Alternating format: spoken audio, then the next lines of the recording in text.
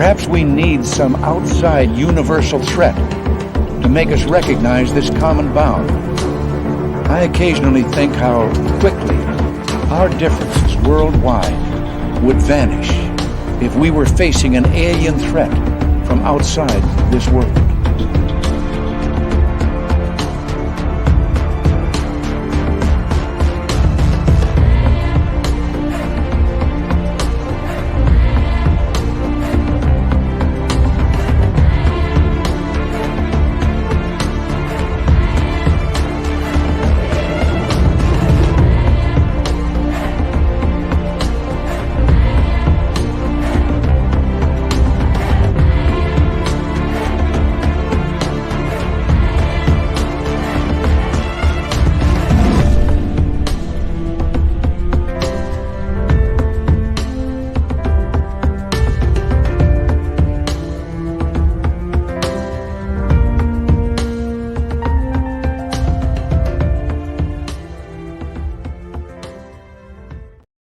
Good evening and welcome to a brand new week of Spaced Out Radio. Tonight, a shortened week, as I am here tonight and tomorrow, and then Rob G on Wednesday before we head to Reno for the SOR fan party. And so we are glad to have Jeff Woolwine here. We're talking UFOs over Arizona. Now, this is a different take tonight. It's going to be really interesting with what he has found. All right, let us say hello to each and every one of you because, well, where'd it go? Where'd the list go? Let's see here. Yeah. I don't have the list, but I know Race Fan was in the gold medal position. Michael Morris with the silver. Robert Lamoth taking home the bronze medal tonight. Chris 716, James Horn, Eternity Eternal, and Brown Dwarf. Nice to see you all. And Lisa C, Paul the Foss, Lee the B, thank you for coming on in. Stephanie Kenny Blankenship and Luscious Jewels. Nice to have you here. Woo Am I? Nice to see you again. Woo Am I will be signing autographs after the show. Line up to the left of the studio, if you don't mind, to the left of the studio. Continuing on, Human Carl is here. Human Carl is a wonderful veteran of the United States Air Force. Thank you, Human Carl, for your great service. Let us say hello to Cosmic Joe, Phyllis Boucher Perry, John Lamb, Lisa C., Les Paul Holland, strumming away in Australia. Thank you all for coming on in. Gory Tiger, Major Lee, and Joanne, thank you all for coming on in. Number 17 in your program, starting at left wing, from Stockholm, Sweden, Lars Janssen. Lars Janssen, everybody. Nina Williams, how you doing? Ginger Turtle, Deidre, S. Vermet, Operation Shutdown, and Noble Patrick, thank you for joining us. Hi there, Thomas Rock. Good to see you. Pixie Lara, how's the purple hair? Give us an update. Excuse me. Paula Foss, nice to have you here. And Cosmic Joe, thank you for kicking off the Super Chat tonight. The Super Chat is a wonderful way to support what we do on this show on a nightly basis. Jeff, I got you. All right. You just pop back in. And who else is here? George Jetson, Doubleday, and Deer Slayer. Thank you for joining us. Millennium, my man. What happened to your Leafs, Millennium? What happened to your Leafs? You know what I got to say to you, bud? 67. 67. Phil the Stalker and Aloha Dave, how are you? Good to have you both here. Al Garay over on Twitch, just heading out of the gym right now. He's got his headphones on, listening in after doing leg presses at 1,035 pounds tonight. He did it 18 times. Melvin, Skip to Malou, good morning to you. And who's next on our list? Ozzy is here. W. Decker's back. W. Decker will be signing autographs after the show as well. Line up to the right of the studio, if you don't mind. To the right of the studio. Sweet Donna C., Susan Alloway, Gizmo, Marty Burback. Thank you all for coming on in. Rono, how are you, buddy? Beelzebrad has a devil put aside for me. Good to see you. Super Crazy, Paramarv. And who's next on the list? Doug Shelby is here. The Doug Shelby has arrived, which means we can officially start this show. Continuing on with our roll call, Matthew Gutka. Good to have you here. And Jennifer, Chris.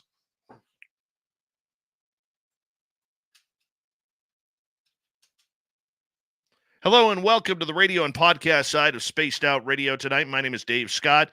UFOs over Arizona is the topic. Researcher Jeff Woolwine is our guest. We're just in roll call right now. Teen, how you doing? And who else is here? Kurt M, Scott B, Richard Elmore. Thank you for joining us.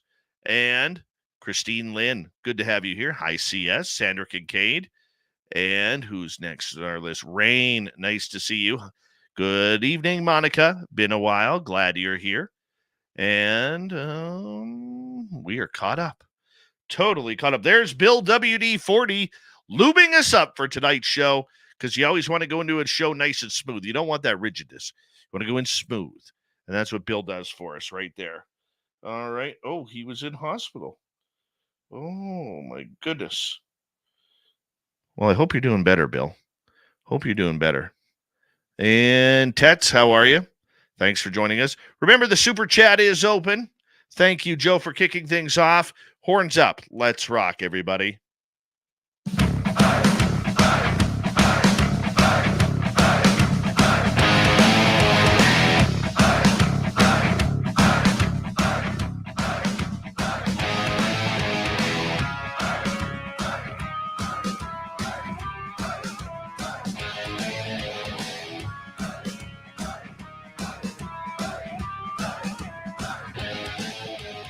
From the mountains of central British Columbia to you listening around the world, this, my friends, is Spaced Out Radio.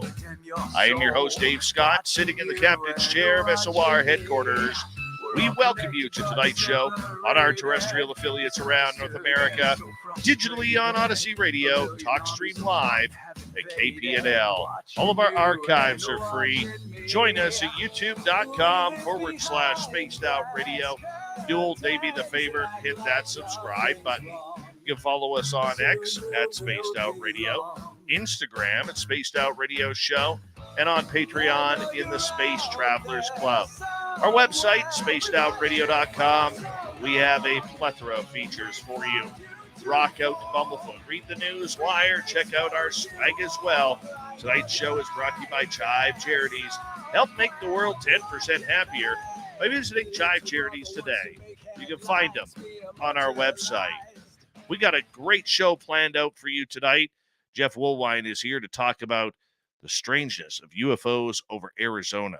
And it might be more than we think. Then in hour number 3, Steve Stockton from Among the Missing is here with another spooky story. Follow that up. Courtney Marcassani is back for UFO Court. Let's get right to it. Jeff Woolwine has studied the Phoenix Lights for over 20 years. Born and raised in Phoenix, he was the first to prove that the Native Americans first saw and recorded the lights over 1,000 years ago, and other UFOs carved into petroglyphs in the mountains around Phoenix. In Jeff's research, he stumbled upon the true history of Phoenix that includes what the Phoenix Lights is and other UFOs that we see in the sky today. Jeff Woolwine, welcome to Spaced Out. First time. How you doing? Hi, how you doing? Glad to be here. Thank you so much for having me. Not a problem. We're glad that you are here as well.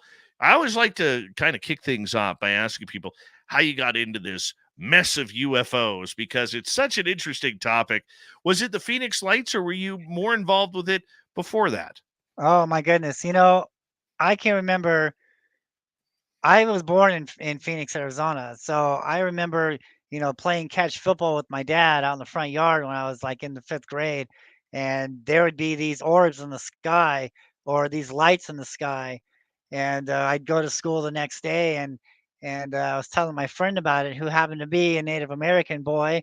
And I'm like, did you see those lights last night in the sky? And he's like, oh yeah, my grandfather says those lights live in the mountains over there. And he points to the White Tank Mountains on the west side of Phoenix.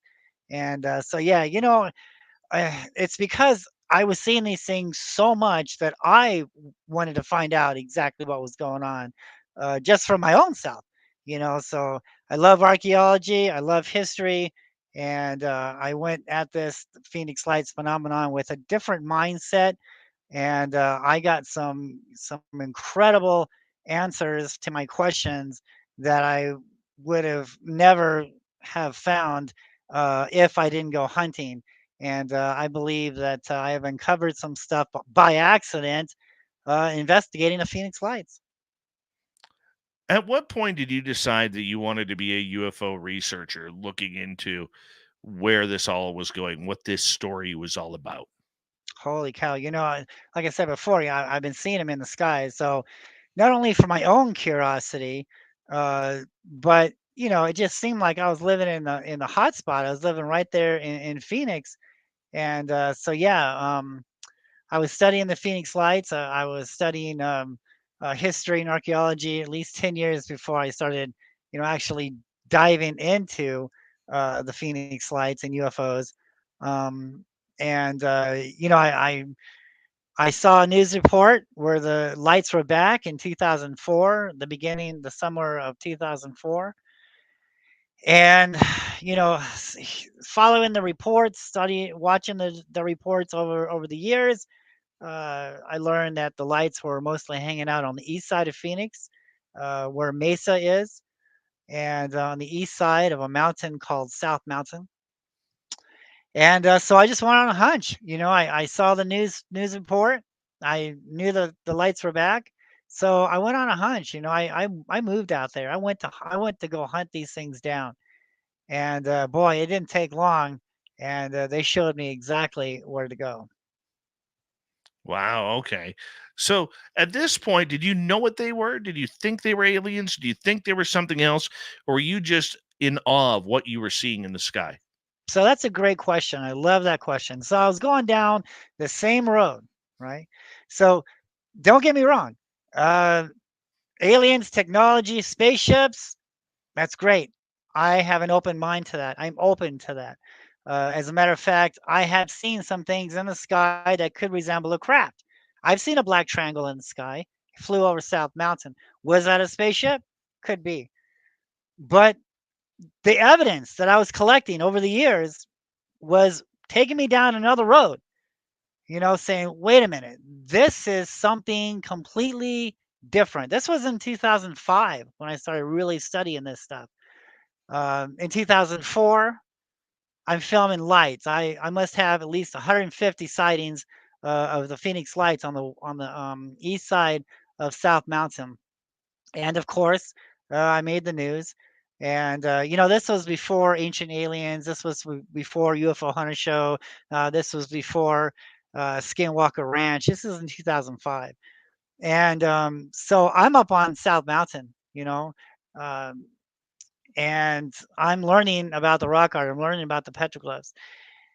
And of course, in 2004, the big conspiracy here in Phoenix was the 1997 Phoenix Lights was flares, right?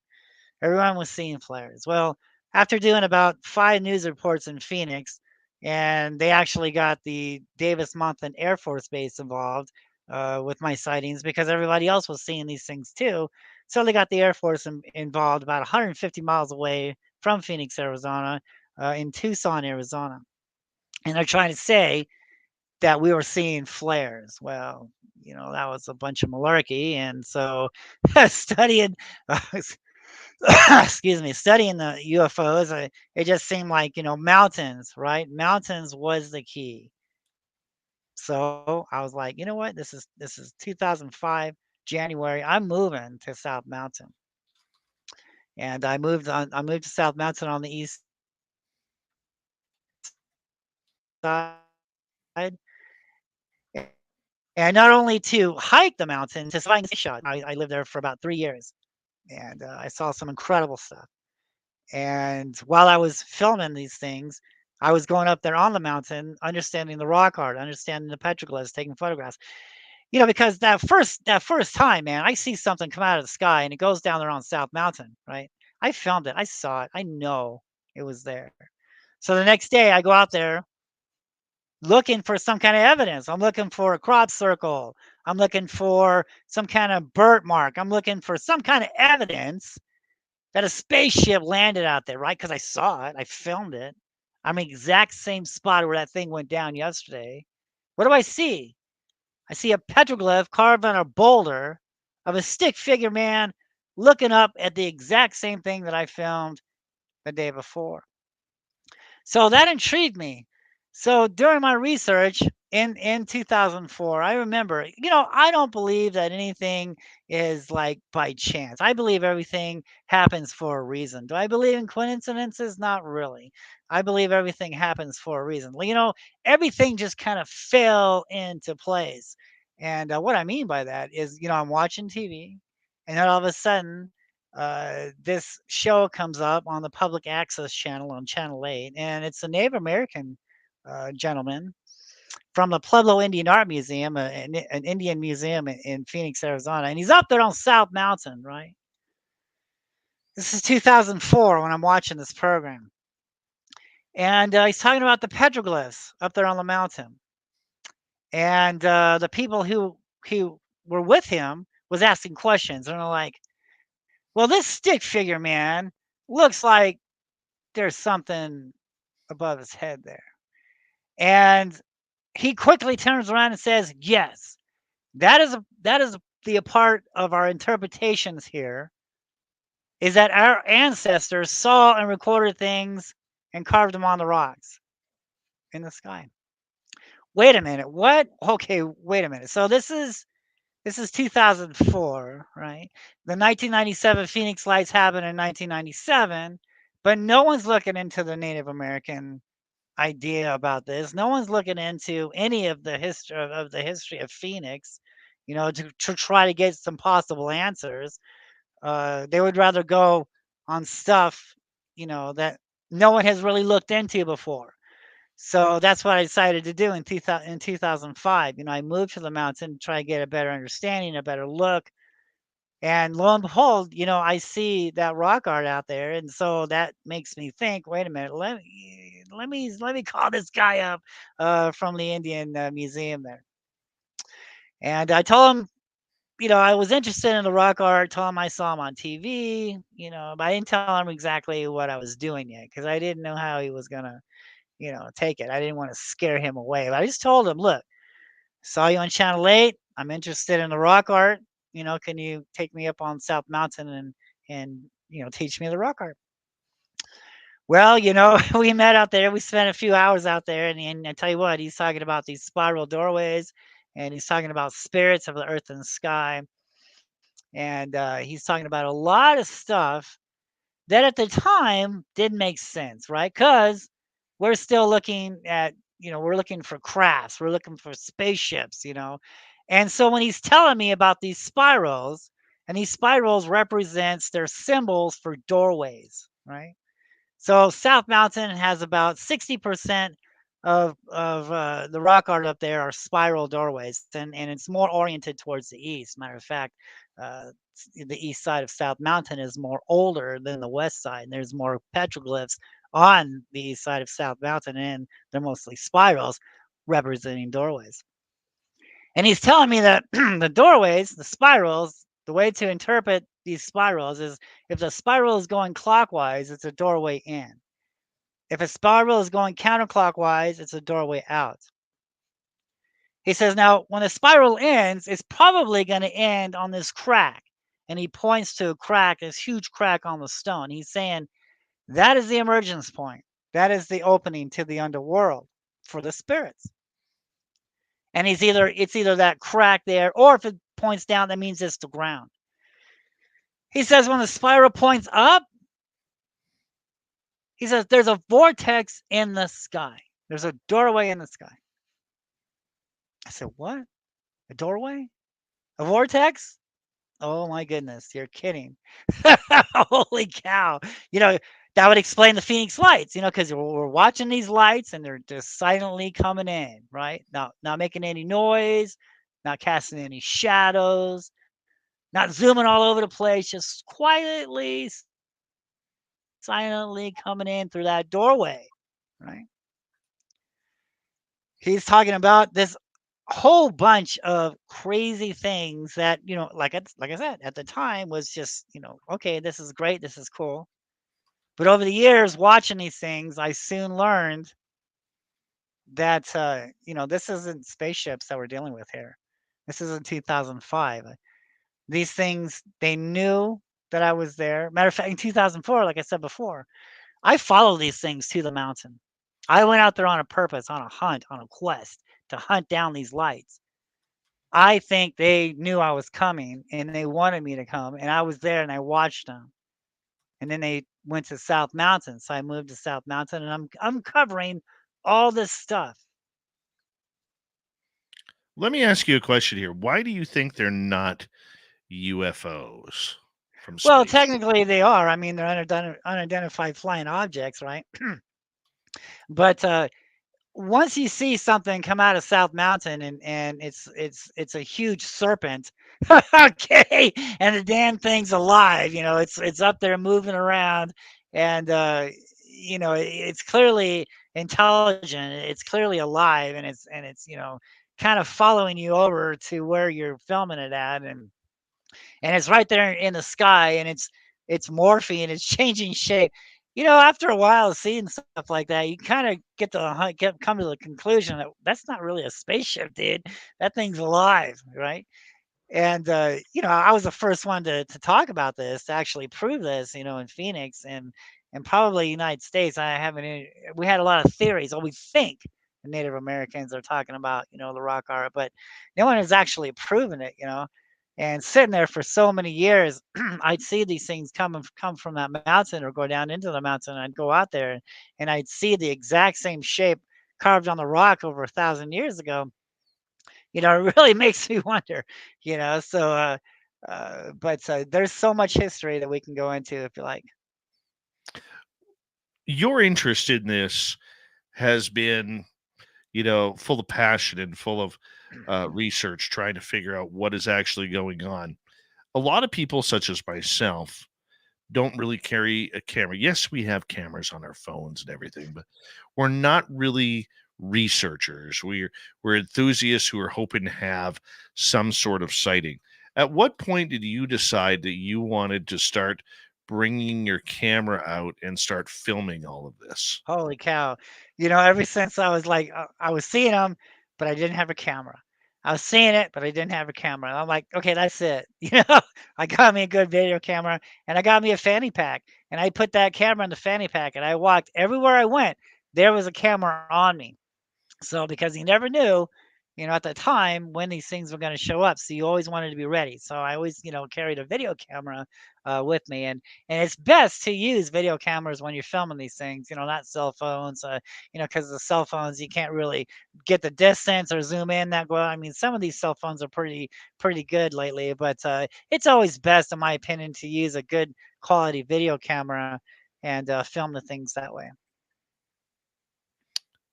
Did you know much about videography and what to do? No, no, no, everything was new. I came into this, I nobody taught me anything. This was all, you know, just I'm out. I know when I'm seeing something.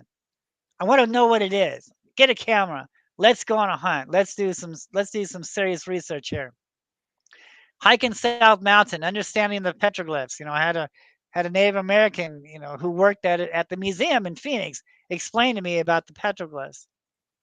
And it was funny too, because like after we were all done, you know, he we get back down and off the mountain, and that's when I kind of sprung it on him. I'm like, "Are you familiar with the Phoenix Lights?" And he's like, "Oh yeah, there was somebody on the news, a few months ago talking about these things." And I said, "Yeah, that was me."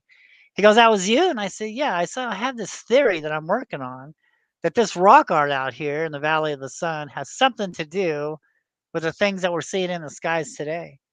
Whoo, boy, when I said that, shut it all down. Shut it all down. He did not want to talk to me anymore. I soon realized that I stumbled across something uh, that was taboo, that was not meant to know about. I mean, it's one thing to talk about these things and talk about how there's vortexes in the sky and how there's emergence points into the underworld. But for someone to actually come to you and say, "Look, I've seen it and I've recorded it and I'm documenting it," that's a little bit different. So, and over the years, talking with a lot of tribal leaders, some will talk to you, some won't. Some will just push you away. This is not something, in my studies, we're not really supposed to know about these things. So this is taboo. This is This is a very touchy subject, and it has everything to do with their history, and we can go into that also if you like. Oh, we'll get more into it. We got about 4 minutes to go before we have to go to break. At the bottom of the hour, researcher Jeff Woolwine is our guest tonight on Spaced Out Radio. Have you figured out what a UFO is yet? The over 20 years of research. Oh my goodness.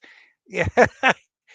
Oh yeah. So like, I mean, I think there's two different types that we're dealing with here. There are types that people report, crafts, aliens, flying saucers, and then we have the second report of what history says these things are. And what we're actually seeing here. Not crafts, but just lights or strange looking things up there that doesn't act quite normal. It's not really like a flying saucer. It's something alive, right? And that's what we're going to go into tonight. We're going to talk about the history on what's carved on South Mountain. And there is such a huge history that goes on with everything, especially involving First Nations, American Indians, and their elaborate history that we've seemed to push out of the way. And we will get into that. When did you start tying the two together, that there was something in between, that we weren't paying attention to? When I first saw this, what I like to call a crooked snake. It was a crooked snake. Hard to show you without the video. Came off South Mountain, and then a few, you know, weeks later, I found the petroglyph of two Native Americans looking up at the exact same thing that I filmed, weeks before. So I mean, the first one was cool, but once everything kind of fell into your lap there, you're looking at all this footage and you're looking at all this data and you're going, wow, this is something completely different. Like I said, I'm going down this road, but the evidence is taking me down another road, a completely different story than what the archaeologists and what the history books talk about Phoenix, Arizona, talk about the Hohokam Indians. It's a completely different story. The mountains around the Valley of the Sun are actually sacred scrolls of prehistoric photographs of, in my opinion, UFO sightings. In my opinion, in looking at the evidence here, uh, it's overwhelming evidence, man. That's yeah, and they're not seeing spaceships. I've been all over the mountains in Phoenix, and I have not once came across anything to resemble a spaceship. So what the archaeologist likes to call these things are anthropomorphs. So they're shape shifting entities. They're shape shifting queso cuatro, if you will. So we're going to talk about how the Mexicans were in Phoenix, also how the Mayans and the Aztecs were here and how they left the gold. So yeah, we'll get into it. Oh, definitely. Definitely we will. How much fun do you have doing this? Oh my God. I've been doing this for many years and it's always a blast, because you never stop learning. Once you think you've known it all, boom, something else comes around. You're like, holy cow. And it just adds more, ice into the cake, more and more. You can never stop learning about these things.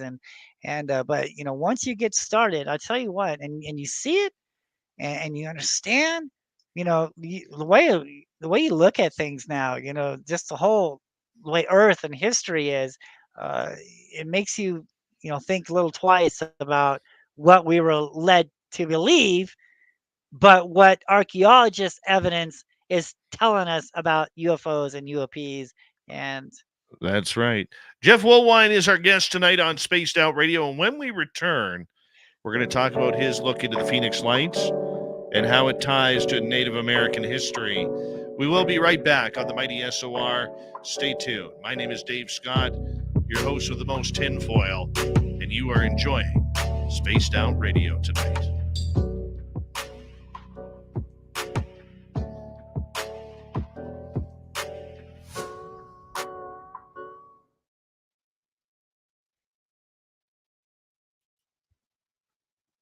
All right, we're clear. Cool. Yeah, it's gonna get deep. I'm looking forward to it, man. Okay, brother. That was a Hold quick on half to your. hour. Huh? That was a quick half hour. Yeah. Well, it's gonna go a lot faster. I mean, like I said, I can talk forever on these things, man, and it may seem like 15 minutes, but it's like 20 hours later, but yeah, I there's a lot of there's a lot of good information here. know. Mm-hmm. All right. There we go. Just scrolling down my chat room here. Wildberry, how are you? Candy Wolf, good evening. Tim Mothman and his goatee, good evening. All right. So, what do you do when you're not hunting UFOs? Ghost hunting. My wife's got me Nice. on all, my wife's got me on all kinds of adventures, man. Doing seances and all kinds of stuff. I have an 1800-year-old seance machine that puts magnetism in the atmosphere to contact ghosts. That's what we did at the Paracon in Tombstone this year and last year also. And so yeah, and I'm a filmmaker, so I put all that stuff into a film on my YouTube page. It's called Haunted Encounter Adventures. That's the YouTube page. Whoa.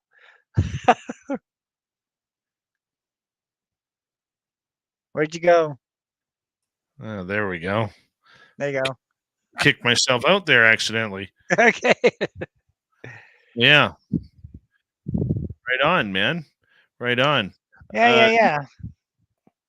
Just so you know, there's a little bit of hockey ribbing going on right now. Just Min, I don't have my Canucks jersey on, so I'm not memorializing a failing and soon to be forgotten hockey team. We're going to beat you in 5 or 6. Okay, we're going to beat you in 5 or 6. You're not moving on. The Vancouver Europeans, because can't call them the Canucks. Okay, the Vancouver Europeans will be out in round 2. It's that simple. Shaking my head.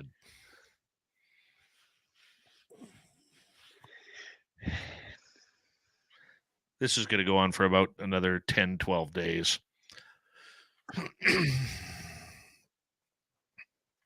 Hopefully 8 days.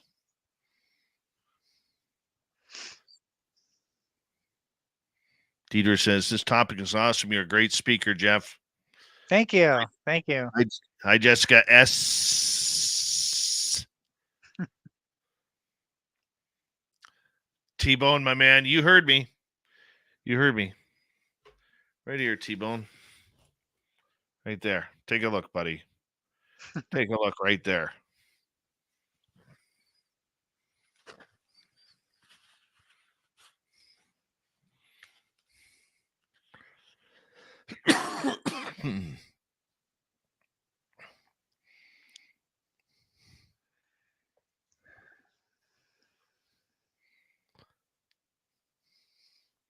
All right, we got about just over 90 seconds.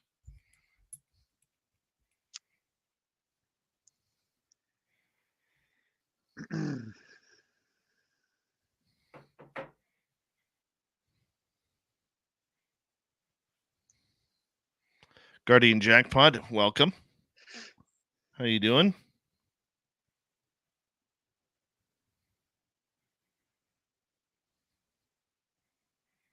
Mm-hmm.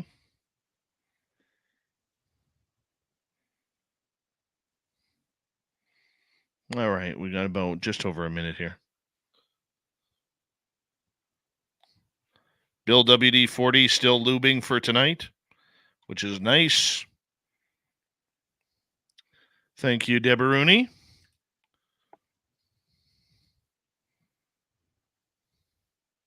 Thank you to Debaruni, T-Bone, W. Decker, and Joe for the amazing super chats tonight. Very much appreciate your love and support of Spaced Out Radio. And where are we here? We got about 35 seconds.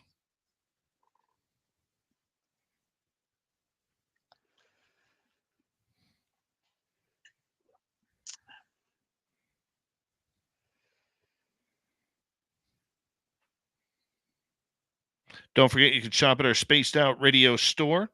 We do not have ugly swag, people. Nothing ugly there. You can wear our stuff in public and be proud of it. And remember, this is a short week as we are making our way to Reno, Nevada for the SOR fan party. Wish you all could be there. And here we go.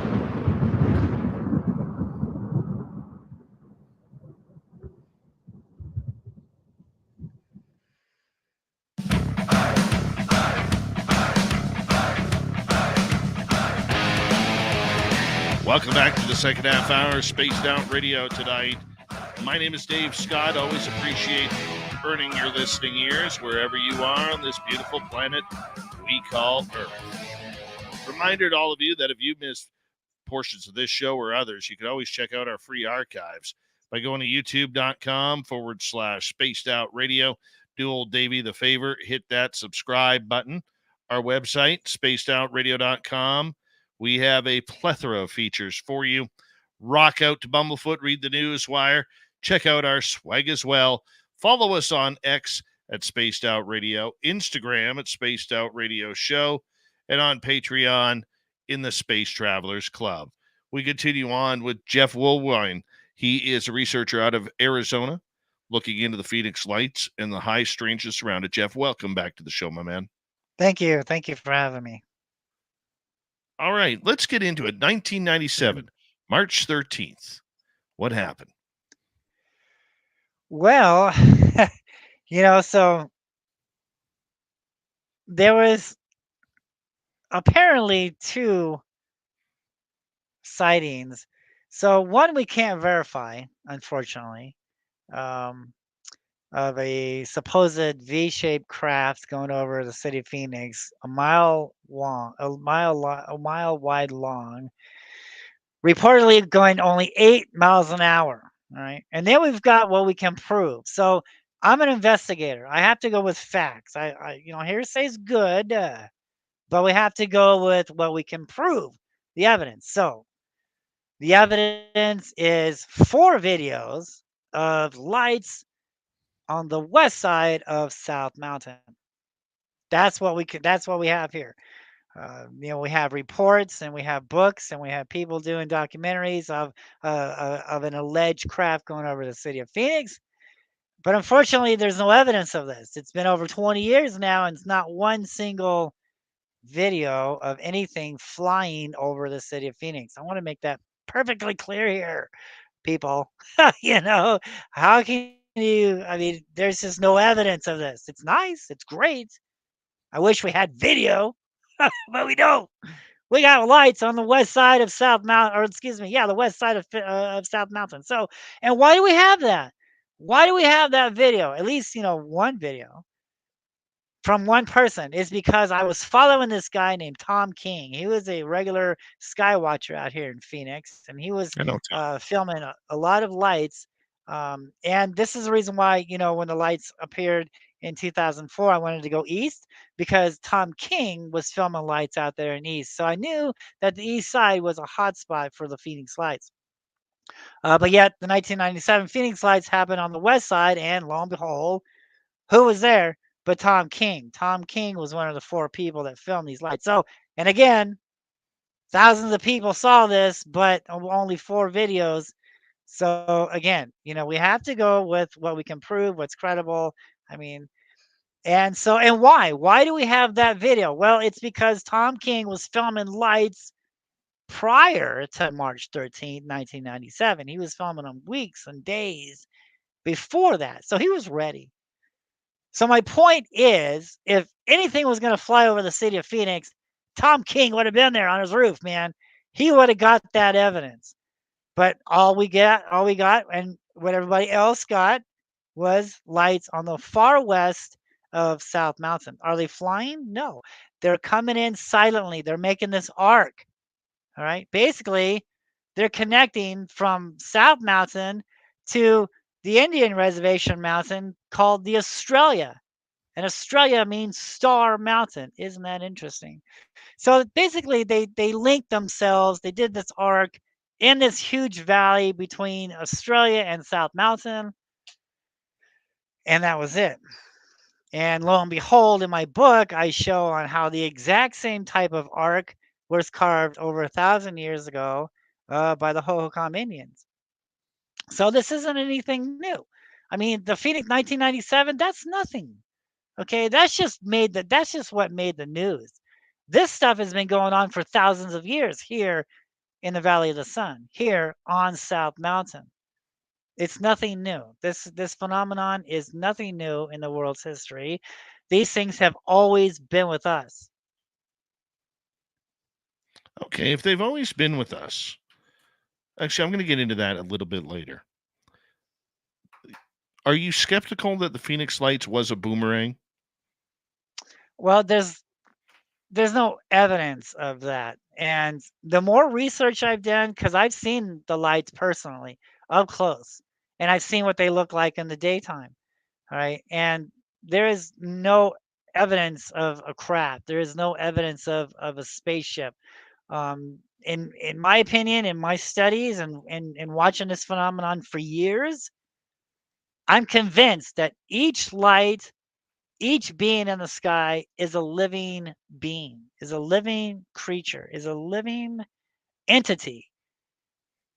And it's not nuts and bolts, but that's the thing. That's the creature. That is the being.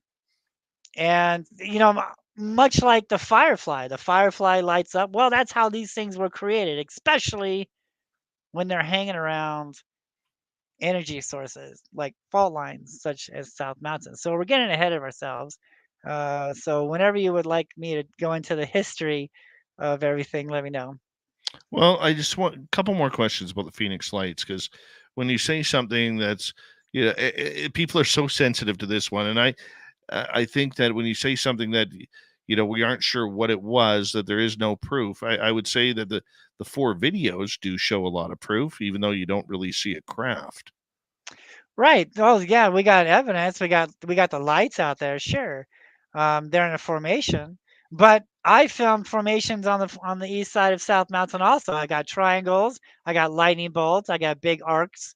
And does that mean that's a spaceship? No. What does history say? What does the petroglyphs say? Well, the petroglyphs say that each light is the being, is the entity. There's nothing connected in the middle. It's not some cloaked craft. Each light is the entity, is the being itself. Okay, so uh, explain your theory then about each light being its own different entity. Okay, so that we're gonna have to go like I look at the 3 points of credibility because we have to, prove what we're talking about here. We have to verify what we're saying, and I've been doing this for many, many years, and so I look at the 3 points of credibility. One, we can read about these things in old manuscripts, old texts, um, things like this, old scrolls, such as the Anunnaki and things like this, right? We can read that stuff from anywhere from 3 to 7,000 years ago. And then we can go on these mountains here in the United States, and not only here, but all over the world. We go to some of these holy mountains and we see the prehistoric photographs of what these ancient scrolls are talking about, right? There's a second credibility there. The third credibility is now we're seeing them. We are seeing the exact same thing that has been carved on the rock over 1,000 years ago, and that has been talked about from 3 to 7,000 years ago, give or take, by other tribes of races around the world who had no contact with each other whatsoever. But they're carving and they're telling the exact same types of stories all over the world. I agree that the fact that we don't pay enough attention over to what the First Nations or American Indians are saying in regards to the phenomenon. I think they're a lot more in tune than what we give them credit for. So, how did you start your study in looking into the indigenous aspect of this? Okay, so in South Mountain in 2005 in January, I moved to South Mountain just to get some day shots. And it all started with that black orb. Went down there on the mountain. I went out there the next day. I saw the petroglyph of a guy looking up at the exact same type of orb that I filmed the day before. It just kept rolling and rolling and rolling. I would sit there and I wouldn't leave my kitchen window. I'm up on a third story apartment, and I've got my camera facing South Mountain for 3 years. All right. If anything was going to get past me, it's because I'm in the bathroom or I'm sleeping. All right. I'm there. My camera's ready. I'm ready to go. And if I'm not there, I'm up on the mountain, understanding the rock art, understanding the history, and finding the real history of Phoenix. And once, I mean, I filmed an orb, and then I filmed a crooked snake, and then I filmed something else, this weird looking thing that's carved over there. And then I called the Native American from the museum, the tribal leader to teach me about these things. And it all fell into place. And 2004 making the news or the Phoenix Lights. Now 2005, I'm bringing my evidence because the city archaeologist, right? Of course, I'm an investigator. I have to investigate the city archaeologist, and his team was up there on South Mountain for only 5 years. All right, my research went 15 years, okay, on South Mountain, but the archaeologist and his team only spent 5 years on South Mountain, and they made this little book, right? And they didn't take photographs of the petroglyphs, and if they did, it's really small, so you can't really understand, can't see what you're looking at. But they drew what they wanted you to see. All right. So the petroglyphs in the archaeologist's book drawings doesn't necessarily mean that it's the exact same thing that's carved on the rock. Because I'm finding petroglyphs of the stick figure man with the elongated skulls, much like we find in Peru. So that's up on South Mountain. But the archaeologist, he draws a little normal head, not a long elongated head like it's carved on the rocks. That's just one example. There's a lot of stuff there that he doesn't talk about, such as Aztec carvings, Mayan carvings, sacrificing altars, okay, um, possible tombs, things that are buried up there on South Mountain. So yeah, so that first year, I'm finding a lot of stuff, and my path now is getting deeper and deeper and deeper, and heading away from what everybody else is thinking, but I'm going into the truth here. And so yeah, the news gets word of what I'm doing, and then eventually, and they analyzed my stuff. I had to give my videotapes over to the news so a video analyst could verify that I'm not hoaxing this stuff and I'm not faking it. And then I'm bringing the archaeologist's book, and see, look, the archaeologist, he drew the exact same thing I filmed in 2005. I'm presenting my evidence to the medium, and of course this circles. And back then, Pat Uskert, a wonderful guy, awesome guy, Pat Uskert from the UFO Hunter Show. Before the UFO Hunter Show was created, he was in Phoenix on a project that was once called, not everybody knows this, the UFO Hunter Show was originally named UFO Road Trip. That was the original name for the UFO Hunter Show on the History Channel. And so he was in the making of the pilot of the show. And so while we were doing that, he found out what I was doing, and I took him up on South Mountain, and we talked about the glyphs. I wrote a 7-page article for UFO magazine on my discoveries out here. And so many years later, we did the pilot, and then years later in 2007, that's when the show had already been on the air. That's when we just decided to do a real show. And so this not only was the pilot for the UFO Hunter Show, but also for the Ancient Aliens TV series. And and then in 2007 we went up on the White Tank Mountains, and then by then, because that's many years later, I've got even more evidence. Okay. And so that was great. Pat Escort, he's a wonderful guy. He's a great guy. I love working with him. And so yeah, I'd like to get into the history of Phoenix, if it's okay, Sure. We got before I lots of get time. before I get way ahead of myself and start talking about the stuff. Okay, so I'm finding all this stuff on South Mountain. I'm finding evidence of tombs. I'm finding evidence of giants. I'm finding evidence of this weird stuff that the archaeologist is not talking about. Okay, and I'm wondering what is going on here.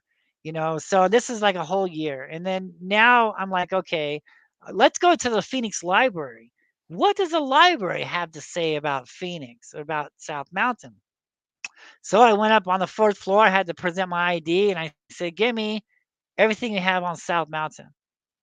Well, they come back with this huge folder and I open it up and lo and behold, what's staring back at me? But the first park ranger, Charles Holbert, right? He was the first park ranger from the early 1930s to the late 1940s. Right? He was the first custodian of South Mountain, the first park ranger. And apparently, he was a very well liked guy.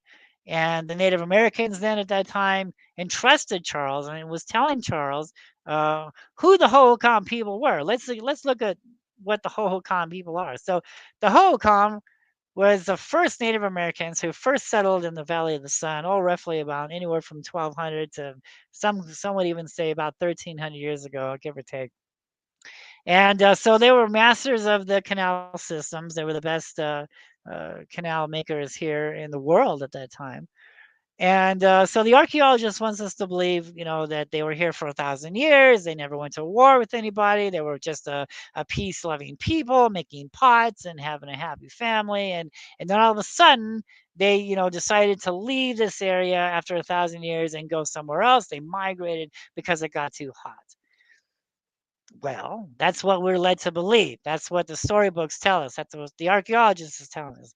But no one's asking the question, okay, they left, but where'd they go? All right. So when you and I move, we take our belongings with us. But yet the Hohokam people didn't. They left all their stuff behind and simply vanished off the face of the earth. Not only the tribe here, but also other tribes around the world that seem to come up missing around the same period of time. All right. But they just want us to believe they migrated somewhere else because it got too hot. No evidence of where they went. So, well, I mean, and so now the Pimas consider themselves ancestors to the Hohokam Indians. Matter of fact, the Pimas consider themselves ancestors to the Hohokams. They're the ones who named the Hohokams, the people who are gone, the people who are missing, the people who got taken away, because we don't know what happened to these people. But I think, in my opinion, I think more of the Tohoto O'odham tribe is more inclined to the Hohokam. But that's just my opinion. But and so they told Charles, like, what happened to the Hohokam people. And Charles Holbert writes in his journals, man. He wrote this huge thing, this whole paperwork. And what did he call this journal type thing? This manuscript of his? What did he call it? The Lost City of Cibola, the Lost City of Gold, because he believed that the Spanish conquistadors rolled into the Valley of the Sun and was looking for some of the lost cities of gold from the Mayans and the Aztecs, and they felt that Arizona, Phoenix, was a part of that missing gold. Archaeologists don't even want to admit that the Spanish came this far, but I have found evidence, and Charles Holbert clearly had found evidence that, yes, the Spanish conquistadors were here in the mountains of the Valley of the Sun looking for gold. And so they say that his journals, he writes when the Hohokam people first got here, they didn't know how to live. So the spirits of the earth and sky came up out of the sand world down from the heavens, and they taught these people how to survive, how to live. As a matter of fact, some of these Hopi tribes. Some of their legends say that they learned how to weave their baskets by watching Spider Woman in the sky weave her web, and that's how they learned how to weave the baskets. Well, much like here, so these people didn't know how to survive, they didn't know how to live, so these things taught these people how to survive. And it wasn't a tropical, it wasn't a desert landscape. It was a tropical like landscape in that time period, and evidence of waterfalls, great waterfalls coming down the sides of South Mountain and other mountains around the valley. There was a lot of water here. It wasn't a dried up desert as it is now. And so that was cool for about 1,000 years until one day, and there was sacrificing going on also. Charles Holbrook goes to write that other tribes from around the nations, from all parts of everywhere, used to gather here in Phoenix, Arizona, on South Mountain. And South Mountain wasn't called South Mountain; it was called Mount Sepoa, Mountain of Mercy. And they would perform sacrifice on this mountain. The exact same stuff that we find in Mexico is happening here in Phoenix, Arizona. I mean, why not? I mean, back in the day, Arizona was a part of Mexico. So it only makes sense that the Mexicans would come and migrate this way. And why would they come to this valley? Well, just like in the beginning, I followed the lights to the mountain. That's what led me to South Mountain. Is I followed the lights. The lights were going in that direction, going towards the mountain. I followed them. I think the Hohokam Indians followed these lights too, to the sacred mountain, now called South Mountain, formerly Mount Sepoa. And so they would perform sacrifice, and all these nations would bring. Charles Holbrook goes on to write a handful of gold for a handful of corn, right? And you know what? Charles Holbrook, he wasn't just like this normal everyday custodian, uh, park ranger. I mean, I found files in my research of this guy from not only California, but Utah and New Mexico. I mean, this guy was a famous dude, right? And there's files I can't even get into. The files are locked and concealed. And I think I know the reason why is because when he's up there on South Mountain, the Native Americans are telling him how there's gold tombs left from the Mayans and the Aztecs on South Mountain, and he's showing these people, he's showing him, where these gold tombs are. And in his son's writing, I found his son's book after his father had passed away, and his son writes on how he used to watch his father chase people away from digging up the gold on South Mountain. So it was a big thing back in the day. And so the sacrificing was going on until one day the sacrificing stops, right? For reasons unknown. And that's when things started to dry up, started to desolate. The water stopped flowing. Everything was dying. The people are yelling at their elders. Why did you stop the sacrifice? You have upsetted the gods. You have upsetted the Phoenix Lights. You have upsetted these Quetzalcoatls, this feathered serpent in the sky. They're angry with us. Why did you stop the sacrifice? Story goes on to say, now some say that the devil came from the east and took these people away. And there's evidence of petroglyphs. The petroglyph shows stick-figure men being picked up by orbs of light in the sky, carried off into the heavens. And while this was going on, there were survivors to this, right? They were watching what's going on in the hidden caves. Charles Holbrook writes this in his journals that's been tucked away in the Phoenix Library for 80 years. No one has talked about this story in 80 years, but there it is. There's the evidence in the Phoenix Library, and it's talking about the Mayans and the Aztecs and the sacrificing and the gold that's up on South Mountain, right? The exact same stuff that I'm finding on South Mountain. I'm finding evidence of all this. So there's my holy ground. I'm like, oh my God. The first year I'm finding this stuff, but it's just my word. Where's the evidence? The archaeologist isn't talking about this. But lo and behold, I do some digging, and I find this whole story about the first park ranger. And he goes on to say that, okay, we can wait for the next Hold that thought. Hold that thought, because we're going to go to break here at the top of the hour. Interesting history lesson from Jeff Woolwine looking into UFOs and their history over Arizona. It's getting interesting, everybody. We'll be right back on Spaced Out Radio with hour number 2 next.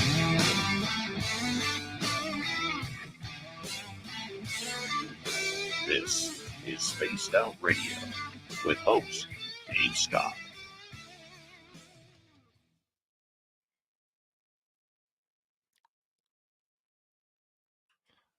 Right on, man.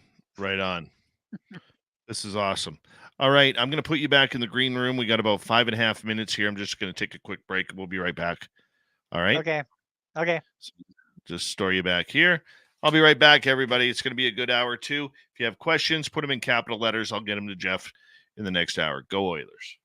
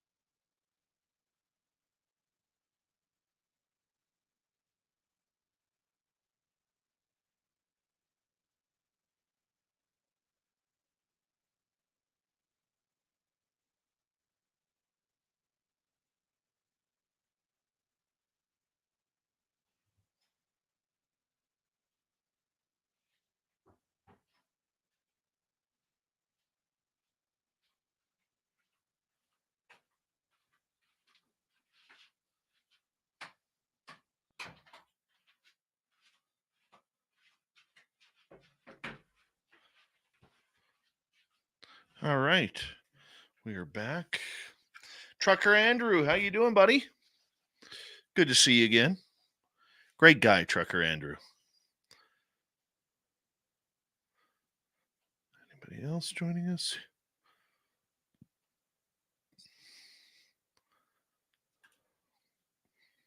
Jeff Steve Garvey, good to see you. He'll hit a home run for you.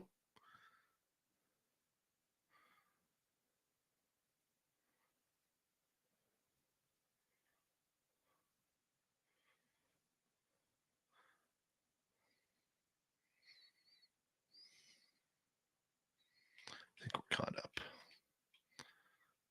All right.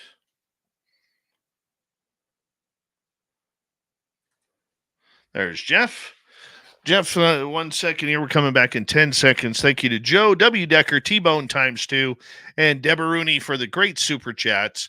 Thank you for the love and support. Don't forget you can shop at our Spaced Out Radio store and our website. Here we go, everybody.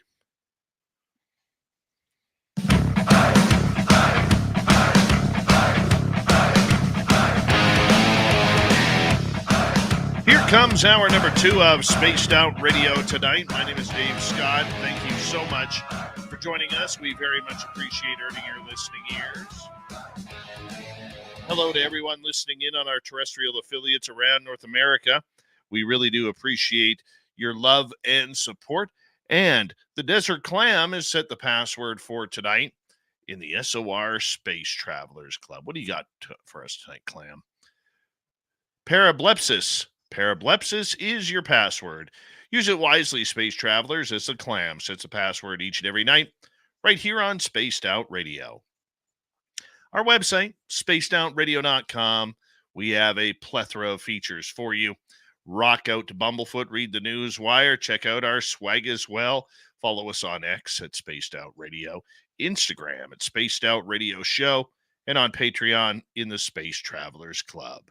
Here we go. Jeff Woolwine is here. UFOs over Phoenix, Arizona. How are they happening? What are they? Are they biological? Are they historical? Are they a combination of everything else? Jeff, thank you so much for being here. Thank you. Thank you so much for having me. All right. You're talking about the history and how it ties into American Indian history with the petroglyphs that have been found on the mountains around and outside of Phoenix. I mean, this is pretty incredible stuff where they show pictures of what looks to be aliens, what looks to be spaceships. What's your thoughts? Continue. Well, as I mentioned earlier, there's really no evidence of aliens. There's really no evidence of spaceships. I believe what we're dealing with is something that's more or less alive, living creatures, living entities. In my studies and travels and watching this and studying what's going on here and understanding the folklore, if you will, of the legends of these things, I'm really tend to believe that these things aren't from outer space, but more inner space. I believe that these things have always been with us. This isn't anything new. Um, uh, this is their planet too. Okay, they have always been here. And so in my story earlier, this is all from Charles Holberg. So it was when basically in a fast nutshell, the last time man interacted with the Phoenix Lights, they disappeared from history. Okay, this is what history is telling us. This is what the rock art is telling us. This is what oral tradition is telling us from the Native Americans who, reluctantly want to talk about this because this is scary stuff. In my opinion, this is the reason why the government will never tell us what's really going on. Uh, because I mean, people understand technology, spaceships. Why not? We made spaceships to reach the moon, and we have drones driving around on Mars. We're used to that. We understand that, so we can accept that. When it comes to something different, right? Another living creature, another living organism. I wouldn't even go that far. I don't even think these things have organs. These things are like a type of supernatural type of stuff Right? They're able to shapeshift. They're able to morph, just like what the Native Americans have been telling us all these years. Right? These things shapeshift. They morph, but they also have the power and the capabilities to absorb themselves into the mountains, into the stones here, and to come through vortexes in the sky, right? And this is what the Native Americans is telling us, not only through oral tradition, but through their rock art also. And I think it's time we take a second look at some of these petroglyphs out here, because they are telling us the exact same stuff that we're seeing in the skies today. Do you believe then, if these are entities that have been here a long time, do you believe that they are some sort of interdimensional or time traveler? What do you think they are? That's a good question. No one has really, we don't know when they come and go from these doorways, at least in the sky. So I can tell you about the underworld. So the natives tell us that the emergence point into the underworld, we've heard about this through, ancient times. We all know about the underworld. And this is the reason why the Phoenix Lights and all these other beings, creatures, visit this mountain, is because what's under the mountain. So in 2004, remember I'm telling you that I'm filming the lights on the east side. I'm filming them in a specific spot all the time. These lights are right there in the same spot. Either they come in silently and move very slowly, and then they go over to that spot and then they disappear. More lights come in, they move over to that spot and disappear. Well, what's in that spot? It's an electrical power plant. And this power plant is going down into the fault line of South Mountain. So in my studies, when I found this folder a year later in the Phoenix Library, I opened it. I found a map that when the first pilgrims got here to the valley, they mapped out all the canal systems here in Phoenix, and also all the places where the Native Americans had villages like hogans and stuff. And that area right now where the power plant sits today, those of you who are in Phoenix, I'm talking about the power plant on Ray Road. Go check it out, man. It's a hot spot to see these lights. But back in the day, when they made this map, they called that area the dead. Why would you call that area back then the dead? Well, was there a possible graveyard there? That's interesting too, because on the whole east side of South Mountain, now we see houses and golf courses, right? Right. But back then, those were graveyards, those were cemeteries. This is a big secret here, that now these golf courses and some of these houses are actually on burial grounds from the Hohokam Indians. And that area right there where the lights were happening at, over that power plant, was called the Dead. I believe back then, that is where they performed their sacrifice at to the Phoenix Lights. The Phoenix Lights used to visit this area. Why? Because of the energy. The energy has everything to do with it. That's the reason why these beings are constantly visiting this mountain called South Mountain, is because of the fault line under the mountain. Native Americans say they're going down into the underworld. On a scientific analysis, they're visiting that fault line. They're visiting that energy. And check this out. So they're not here all the time. All right. So sometimes, some months they're here, right? We see them. And then other months they're gone. Where do they go? The next year, they're back, right? And then all of a sudden, they're a few months later, they're gone. Well, the Hohokam Indians, they made what I call light and shadow effects. All right. And they're tracking the changing of the seasons. All right. They're using the sun to cast these shadows on these rocks, on these petroglyphs, to track the seasons. Okay. Archaeologists wants us to believe, well, it's just changing of the seasons. It's telling the natives that it's time to plant corn. Has nothing to do with planting corn. It has everything to do on when these visitors, when these beings will visit this mountain. We have shadows cutting through spirals, right? And where does the shadows go? These points of light cut through that spiral, going into the crack of the stone, into the underworld. And then we have petroglyphs on that same panel of men looking up at what looks like flying snakes in the sky, flying entities, flying feathered serpents. The exact same stuff that we're reading about in Mexico is the same stuff here.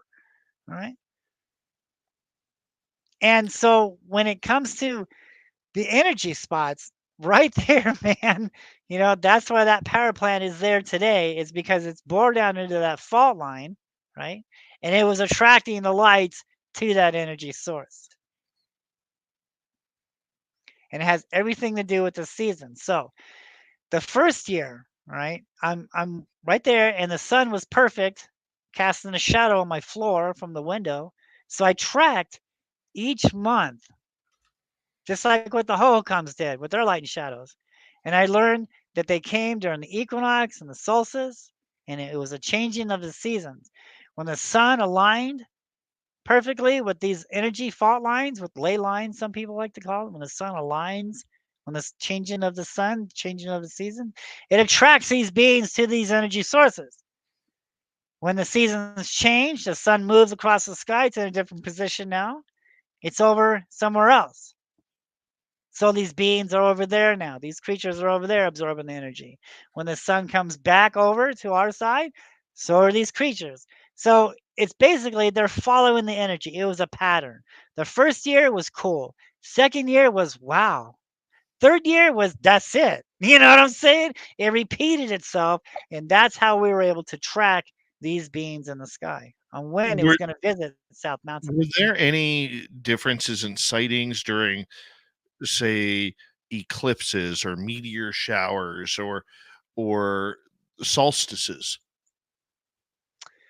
So, well, yeah, so January, February, March, April, May, right up to these equinoxes and um, these changing of the seasons, if you will.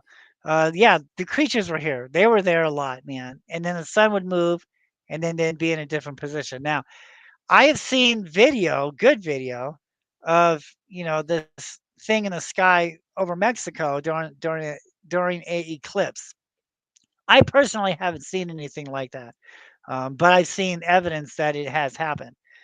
But I haven't seen anything, as such as an eclipse attracts, these things. So Okay, so you have noticed a pattern though of when they show up, when they arrive. Have you found any of these doors in the sky and witnessed them coming out? so yeah, so like my wife and I was up on South Mountain in 2019, and this light appeared in the sky, just this light. Pam, she's got binoculars. I'm on the video camera. And next thing we know, out comes this black thing from the light. And it was a serpent. And Pam's freaking out. Oh, it's a snake. It's a snake. It's a snake. And we're watching this thing going across South Mountain in the sky above the mountain. And then it changes. It anthropomorphs. All right. The archaeologist likes to call these things shapeshifters, anthropomorphs. And that's what it was doing. It was shape shifting. It went from a serpent, a snake, into a stick figure man, where it looks like his hand was on his hip, and it's scooting across the mountain there. You can find all these sightings on my YouTube page, the Phoenix Lights, Petroglyphs in the Sky, and also my Facebook page, Jeff Woolwine, the Phoenix Lights, Petroglyphs in the Sky. And can I plug my book real quick while I'm Absolutely. here? Right ahead. Yeah. Yeah, so it's called The Phoenix Lights, Petroglyphs in the Sky. That's the hardcover. And then the full book is on 15 years of research, is on Amazon and Kindle. It's called The Covered Up History of Phoenix, Arizona. That goes into a lot of stuff that hasn't been talked about in 80 years. It's got good photographs and a good story, and it takes the reader on a magical journey through time to understand how the Hohokams were here and the Mayans were here and all that stuff. And then it goes into it's showing the tombs that I've discovered out there on South Mountain and a lot of other stuff. When you are going through all of this, have you noticed or talked to other researchers have noticed these exact same patterns of like you have from other different parts of, say, North America or the world? So being the first to do this here, everybody was laughing and ridiculing me for at least 10 years now. It was bad, because they're not open to this. They haven't seen what I've seen because I live there. I live by that mountain. I witnessed so much activity. And I went from flying saucers, aliens, technology, men from Mars to hold the phone, man. This is something different. Look at the evidence here. These things are alive. These things are creatures, right? And even the UFO Hunter show was telling the audience, well, it's just Jeff's interpretation. Well, it's not my interpretation, man. It's there.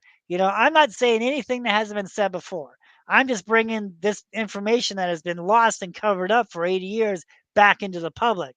And not only do I have the photographs and the evidence to show what I've discovered out there, but I've got the first park ranger Charles Holberg talking about this stuff. And so I forgot the question. Sorry. Well, just if you had talked to other researchers Oh, about that's right. Yeah, so they same were all ridiculing me and telling me I'm seeing flares and balloons and all this stuff.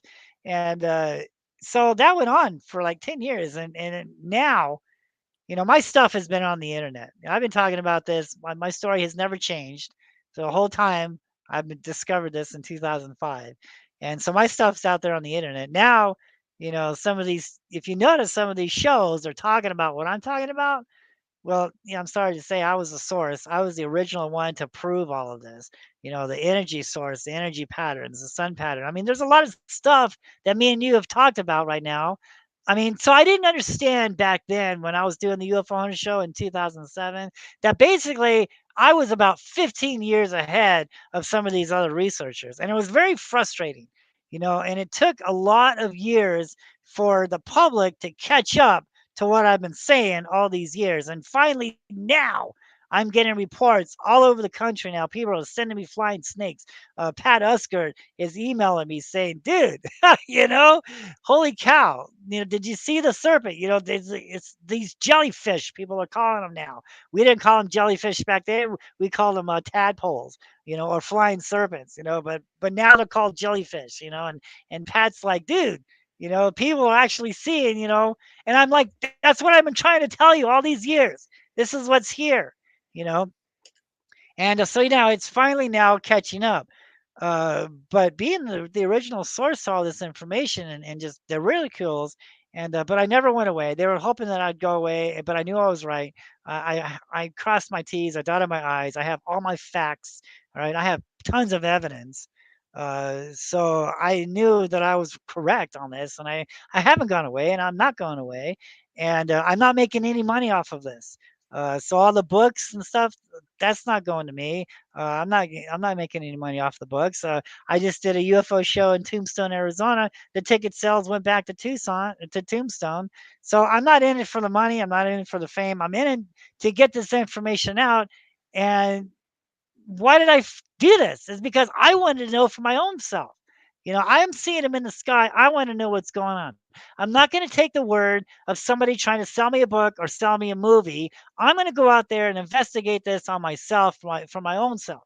All right. And this is what I discovered. This is what I accidentally uncovered because like I said, I was going down this road, but man, the evidence is hitting me in in the face, man, and taking me down this other road. And I'm sorry, I have to go with where the credibility lies at. I have to go where the credibility exists and what we can prove. Hearsay is fine. We need to have evidence now. And I believe I have discovered a lot of evidence when it comes to the history of Phoenix, Arizona, how the mines were here, how there's gold tombs up there, how some would say there's evidence of giants being here. I mean, this is deep. All right. When you really look down into all of this, okay, I'm sorry. I don't know how you guys feel about all of this, but I believe personally, this is biblical stuff. I'm not talking about religion, right? I'm talking about when we look at this book and we read it, right?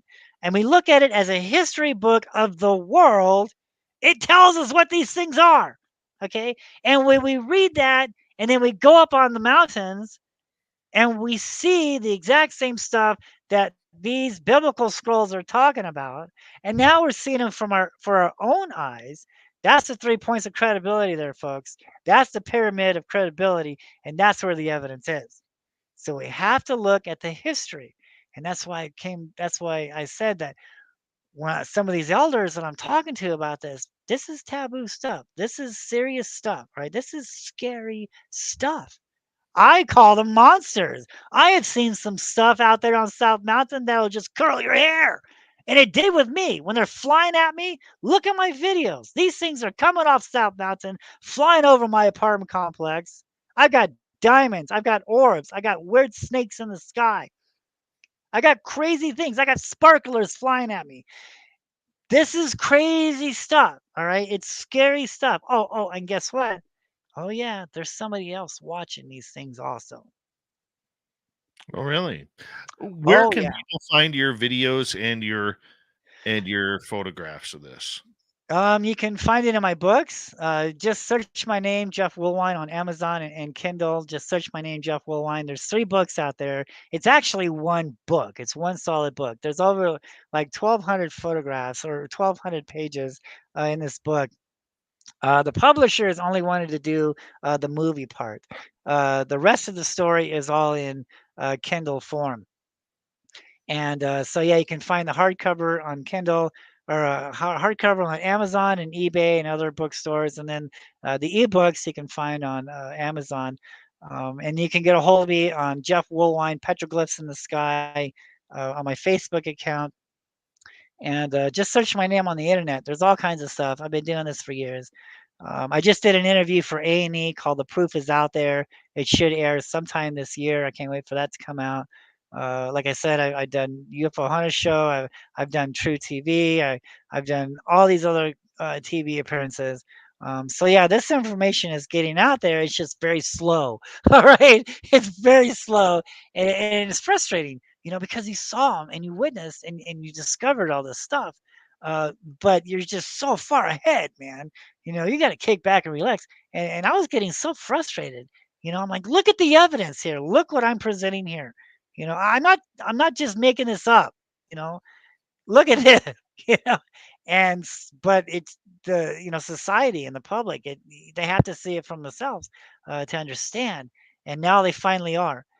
And I'm just glad. I'm happy because this is what I've been saying all along. And I wanted to get this information out there, and I really appreciate you having me on the show so we could talk about this. And I love this stuff. I love history, and I believe I covered something that wasn't meant to be uncovered. Okay, let's put it that way. And yeah. No, I think that's great. As we got about a minute to go here before we have to go to break. In the next half hour, Jeff, I want to take some audience questions. We got a ton of them that are saved up for you, and people would like to ask away to you if you don't mind. But I find this relatively interesting. I got to tell you, when I saw a black triangle once a few years ago, I actually watched it disappear into one of these doors in the sky. And it was absolutely incredible watching it. Like it flew into a door and disappearing as it Absolutely. went in. It's Yes. an amazing, amazing feat. So I agree with a lot of what you were saying in your research, and I think it's healthy. Jeff, I'm going to get you to hold on right there. Jeff Woolwine is our guest. We have him until the top of the hour here on Spaced Out Radio. When we return, we will get to audience questions, which is always fun here because we love the audience participation. Spaced Out Radio. My name is Dave Scott, and we will be right back.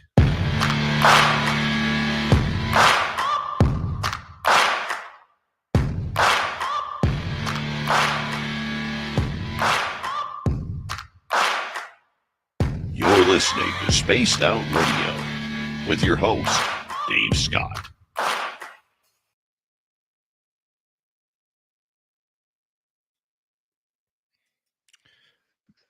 Flying on by. Flying on by. Hey, Hi, yeah, One it Life is. Man. How you doing? Excuse me.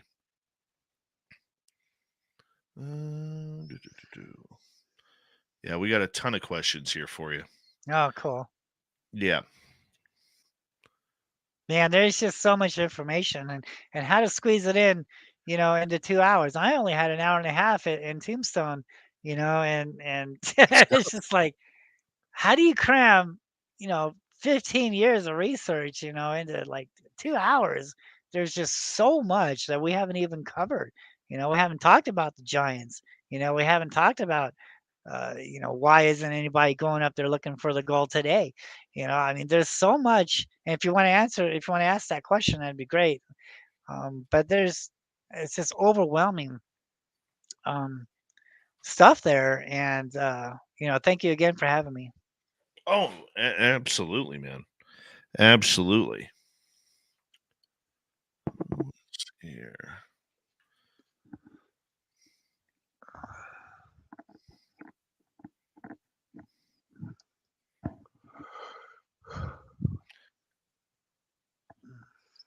It's a lot of fun, man. A lot of fun. It's definitely interesting, that's for sure. It's been an incredible ride all these years, And I've met some incredible people too. I've met a lot of jerks also, but a lot of cool people doing this investigation and stuff. And so, yeah, it's been great.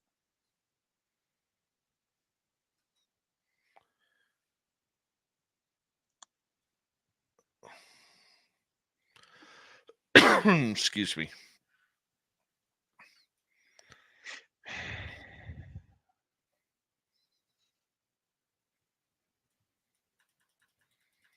All right.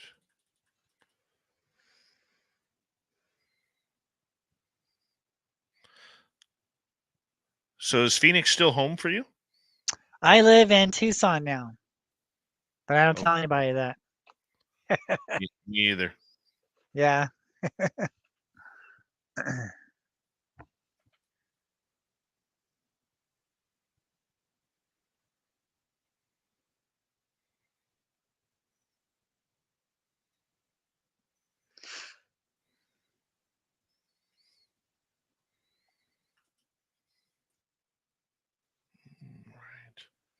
We're about halfway through. Okay.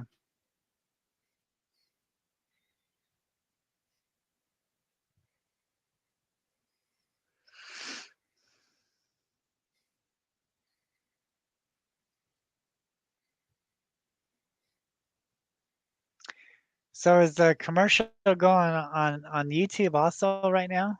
No, it's just for our radio side of things. So people can see and hear what we're talking about now? Well, they're hanging out with us, waiting diligently for everything to come through. Okay.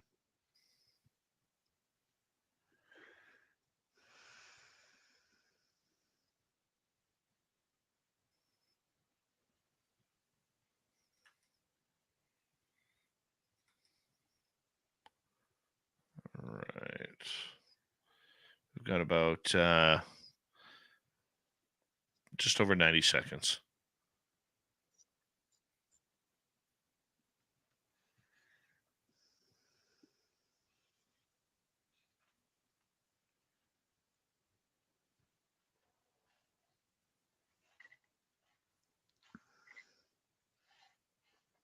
All right. Big thank you tonight to T-Bone ×2, W. Decker, Joe, and Deborah Rooney for the great super chat. Very much appreciate the love and support. So thank you very, very much. And don't forget you can shop at our Spaced Out Radio store. We do not have ugly swag, people. No ugly swag. So make sure you check it on out because it's fun. We got fun stuff there. Lots of people very thankful you were here tonight, Jeff. Thank you. Appreciate that.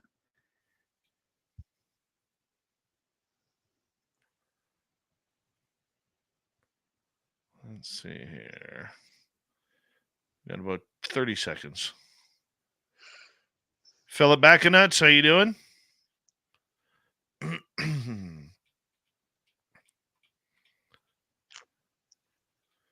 Flat 6, thank you for that great super chat as well. Very much appreciate it.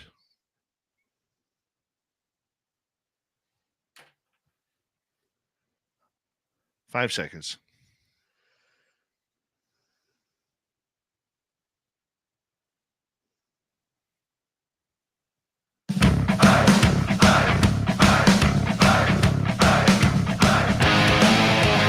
Here we go with the second half of Spaced Out Radio tonight. Good to have you with us. My name is Dave Scott. Very much appreciate hurting your listening ears. Reminder to all of you that if you've missed portions of this show or others, we always got our archives for free. You can listen to them on any major podcast network. We're at youtube.com/Spaced Out Radio. Our website, spacedoutradio.com. We have a plethora of features for you. Rock out to Bumblefoot, read the news wire. Check out our swag as well. Follow us on X at Spaced Out Radio, Instagram at Spaced Out Radio Show, and on Patreon in the Space Travelers Club. Final time tonight, we say hello to Jeff Woolwine, and we're going to get to a bunch of audience questions here as he looks into UFOs over Arizona. Jeff, thank you so much for being here. Do me a favor once again here, just to let people know where they can find your book and your podcast YouTube channel. So you can find me on YouTube. It's called The Phoenix Lights, Petroglyphs in the Sky. It's all one word, Petroglyphs in the Sky. And find me on Facebook, Jeff Woolwine, Petroglyphs in the Sky. And find my books on Amazon Kindle. And just search my name, and you'll find the information. And if you have any UFO stories or anything that you want to talk about, contact me. I'd love to talk about it. And if you have any UFO sightings, I also do my own little UFO show, the Phoenix Lights, Petroglyphs in the Sky, on YouTube and Facebook. So, thank you. All right, let's move on here. Let's get to some audience questions here. Start off with Paramarv. March 97 Phoenix Lights incident has been mentioned a few times tonight, but I never hear about the one 6 months later in September 97. Do you have any info or comparison to be made between them? That doesn't surprise me. I haven't seen anything that I can remember. Like I said, I was filming these things in 2004, and a lot. So these things are always there on South Mountain. So it's basically the same thing. Like I said before, in my opinion, and watching and studying and what the Native Americans say about these things and what the petroglyphs are depicting, these things are creatures. These things is a type of living entity. There's no spaceships or crafts involved or technology. When you see 5 lights out there, you're looking at 5 living entities, 5 living creatures. And so there's a lot who don't understand this yet. But I had to wait 15 years, so I might have to wait another 15 years for some to understand this. But in my opinion, in studying this and seeing it on a regular basis, it's the same thing. So it's been going on for thousands of years. All right, let's go to Richard. On what basis do you conclude that the Phoenix Lights are living entities? So my own observation of them, my own seeing them, not only at nighttime but during the day to see what these things look like, and these things are clearly alive. When you see my films, because I have hundreds of sightings, these things are morphing, they're shape shifting. This is way before, like I was filming this stuff in 2005, and I'm saying, look, flying serpents, Quetzalcoatl, you know, this is it. This is what's happening here, and there's a lot that hasn't seen, this yet, and um, just the Native American point of view, what they say, and what the rock art says, and what we see in the skies today. Uh, there's just overwhelming evidence, and because people don't understand this, because this has been covered up. This hasn't been talked about in 80 years. Like I said before, people understand technology, spaceships, crafts. We get that. We understand that. Okay, we can relate to that. All right, but when it comes to something different, And because these things is what resulted in mankind's downfall last time when they dealt with the Phoenix Lights, because that's what it is. That's the secret here. Last time man interacted with the Phoenix Lights, they disappeared, man. They disappeared in history. Okay, that is the big secret here. That is the big cover up. That's why they never tell you what is really going on here. They were gonna they're going to the new cover up now is spaceships technology, because everyone's seeing them, right? We're seeing a lot of them now. So now the government is forced to talk about them. So to ease everybody's mind, they're gonna say, but they still haven't come out and said, well, we don't know if these are crafts. We don't know what it is. So now we're gonna call it UAP, unidentified aerial phenomenon, right? So they're kind of telling you maybe these things aren't crafts, maybe these things are alive. Okay, but what about the history? All right, the history is saying that this is scary stuff, and the last time man interacted with these things, man disappeared. Okay, and that's the biggest conspiracy here. That's the biggest cover up of all time, in my opinion. Okay. Let us go to another one. Matthew would like to know, why were the Phoenix Lights then seen in Nevada, California, and New Mexico? Just curious. Okay, so remember, they didn't fly, but they bounced from one energy source to the next. So they went to that mountain over there, then they came to this mountain, then they went to South Mountain, and then they went to another mountain. So it's basically they're absorbing the energy, as they go. So that's the reason why, well, I saw them in Mexico and I saw them here. All these people saw the same stuff, but it doesn't necessarily mean that it flew over, Arizona. They just bounced from one mountain to the next mountain to the next mountain. All right, here we go with another question. Let's go to T-Bone. Jeff, do you believe in sky creatures? Oh, absolutely. That's what I think that we're seeing now. So yeah, there's living creatures, living entities. If we're on the same page here, these things are alive. They're shape shifting. They're morphing. They're not acting the way things are supposed to be, like the way we understand the way things work. These things are clearly alive. This is another entity being here that's among us, and in my opinion, has always been here. All right, let's continue on. Let's go to Rich. When you've seen what you've seen, what phenomena came afterwards, or government officials? Okay, so good question. So earlier I mentioned that there was somebody else watching these things too, and there is. So in 2004, I'm filming the lights on Mesa Community College. Okay, I'm up there on a set of bleachers. All right, overlooking the city, overlooking the trees, overlooking the buildings to get a clear line of sight. So I'm up there on the bleachers at Mesa Community College. So I'm filming these lights right over that power plant on Ray Road on the east side of South Mountain. So I'm noticing little white airplanes. Okay, and they're circling about a couple thousand feet up. All right, and they're circling up there above this area, above this power plant, all right? And these lights slowly come in, okay? Some of them come off about maybe a mile or two out, and they slowly moving ever so slowly, not to be noticed, not making any sounds, not casting any shadows. Where are they going?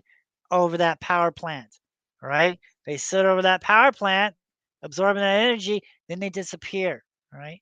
Then more come in, okay? It's magical. It's a magical thing to watch. It's so crazy. It's so cool because you're seeing it and you're just not understanding what's going on, but it's there, all right? And they're right over that power plant, all right? And now what's going on? These airplanes, they see it too, okay? And at first I thought, wow, this is great. Someone else is documenting this too. Someone else is watching this. They know these things are here. I'm not crazy. These things are really here because those airplanes are going out after them. They want to get pictures, right? Here come the airplanes. But as soon as those airplanes get towards those lights are disappearing. They're going away. Those airplanes are coming in and they circle right where those lights were, right? And then they go back up and the airplanes circle and they wait. Here come back the lights. So after watching this for many of nights, I soon came to the conclusion that they're not here to see them, to investigate them, but they're actually there to try to shoo them out of the area, try to make them move, to try to get them away from that power plant. They're zooming them after them, trying to scare them and get them away from that area. Sometimes it works. Sometimes those lights do cooperate. They disappear. Airplanes come in. But then other times those lights are like, nope, I'm not moving, dude. You're not going to scare me this time. So those airplanes come in and they just circle. That's all they can do. And then they get scared and the airplanes leave, right? So after I'm making the news, okay, that pinpoints where I'm at, right? So that attracted the people watching the airplanes, right? So now they're not just watching the lights, they're watching me too, all right? And they would watch me come out of my apartment, right? Drive over there, set up my equipment. These airplanes are watching me. They're watching my apartment. Now they're watching me set up. Now they're watching me watch the lights. And that was it. Okay. There was somebody else watching these things, and now they're watching me also. 2005, I moved to South Mountain. Not only am I seeing white airplanes now, yeah, but yes, black helicopters. And yes, I have documented all of this. I have filmed this. Okay. These helicopters are circling South Mountain. All right. They're there. Right. And so over the years, I pinpointed where these things were coming and going from on South Mountain. I call them doorways. Right. There's a doorway there. There's a doorway there. There's a doorway there. Right. So I'm watching all these doorways over the years of investigating these things. So are these helicopters. So are these airplanes. All right. So I filmed this flying serpent come off South Mountain. I took it to the news. It made the news. All right. Now I told the helicopter where I'm at. So this helicopter went, and this happened early in the morning. All right. I'm the only one that saw where that serpent came out of. I'm the only one that saw what canyon, right, that thing came out of on the mountain. But yet this helicopter went there 3 times. He went to check that area out 3 times, and then he went to check out some of these doors that I was already watching. Then he went to other doors that I had no idea that was there. I'm like, "Oh, cool. Thanks, helicopter. I'll watch this area too." So he went all these doorways, but he went right back to the area where that serpent came out of, and then he turned around and he's looking at me now. There's a lot of videos where these helicopters are, I don't know if they're trying to intimidate me or what, but sometimes they fly at me, right over my apartment. Sometimes they would follow me when I'm up on South Mountain investigating the glyphs. So yeah, there is somebody else watching these things too, and they've been watching them way before I came around. So now they're watching me now. So yeah, but yeah, there is somebody out there, and you have to pay attention. Right? I want people to do this. If you can't come to the mountain, then I bring the mountain to you through my books and photographs. You be the judge. You check this out. I want you to come to South Mountain in Phoenix, Arizona, and look at what I found. Look at what I discovered. You be the judge. You get out there, do what I did, watch this mountain for at least a year. It's a very long and process, and you got to have a lot of patience and a lot of dedication. And if you do, you will see it too. I promise you, if I can do this, so can you. If you want to watch for these things, the best thing, my advice, is find a mountain that has spirals on it. All right. So not all mountains are sacred. Only the ones with spirals and anthropomorphs. Those are the places, that's the source to where these things are. All right, let's go to S. Ferment here, and he's asking, why are the petroglyphs considered evidence while today's experiencers are not? A witness of a crime in the court of law is considered evidence, while UFO Phoenix Lights witnesses are not? That's a good question. We really have to, we have to look at, just look at it. So there's thousands of witnesses, but no videos. Come on. We have 4 videos of what happened on the west side of Phoenix, right? From other skywatchers and from people not even a skywatcher who just saw it and happened to grab their video camera. Then why can't someone film a V-shaped craft a mile long going 8 miles an hour over the city of Phoenix, but no one can get film of this. I'm not saying it didn't happen. I'm just saying there's no evidence of this. And to be an investigator, a credible investigator, you have to go with what you can prove, right? A V-shape flying over Phoenix, that's all good and fine. That's great. But we have to look at the evidence here. And the evidence is leading us towards the petroglyphs, right? The evidence is leading us towards what the Native Americans, I mean, who better yet to understand what the Phoenix Lights really is from the Native Americans, the people who were, living here before us, right? And the rock art. They're telling us a story, right? They're telling us what's here.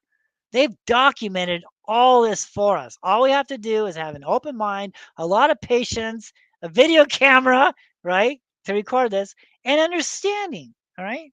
And once you have all those combinations, you're good to go. You're going to see it. All right, let's move on. Let's go to Latchkey.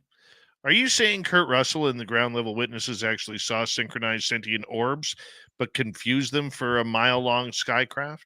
Yes. Yes. Because why? Because we understand technology. We understand crafts, so we assume, okay? Because we have been led to believe of spaceships and crafts and stuff like that. Like I said, I've seen some things in the sky that could resemble a spaceship. I've seen a black triangle. I've seen some other things that could resemble a craft. But what I'm trying to say is, I think what the majority of the public is mostly seeing are orbs and lights and weird things that are moving around different. This is something different. So we have two things that's going on here that we can totally verify. One, the witnesses accounts, the testimonies of crafts and spaceships and aliens, and then we have what we have on video was credible and petroglyphs and what the Native Americans are saying and what's history is saying. So we have two different things here, and so that's basically what I'm thinking anyway. Right on. Okay, moving on here. Let's go to Candy. What do you think the cloud like looks like? Living, floating things are seen lately. Plasma? Do you think it's plasma? Yeah, these things are like, oh my goodness. So when you're looking at the Phoenix lights, when you're looking at one orb, when you zoom in on that thing, and I did like different filters, like I did like this infrared filter and I did this like pastel filter type thing, right? I'm experimenting, and I'm getting a different look, right? And you can clearly see, man, this thing's pulsating. It's plasma, it's energy, it's alive. It knows who's watching it, who's not. That's why they're being so stealthy, you know, and not letting everybody know that they're here. But they are here and they're here to absorb the energy.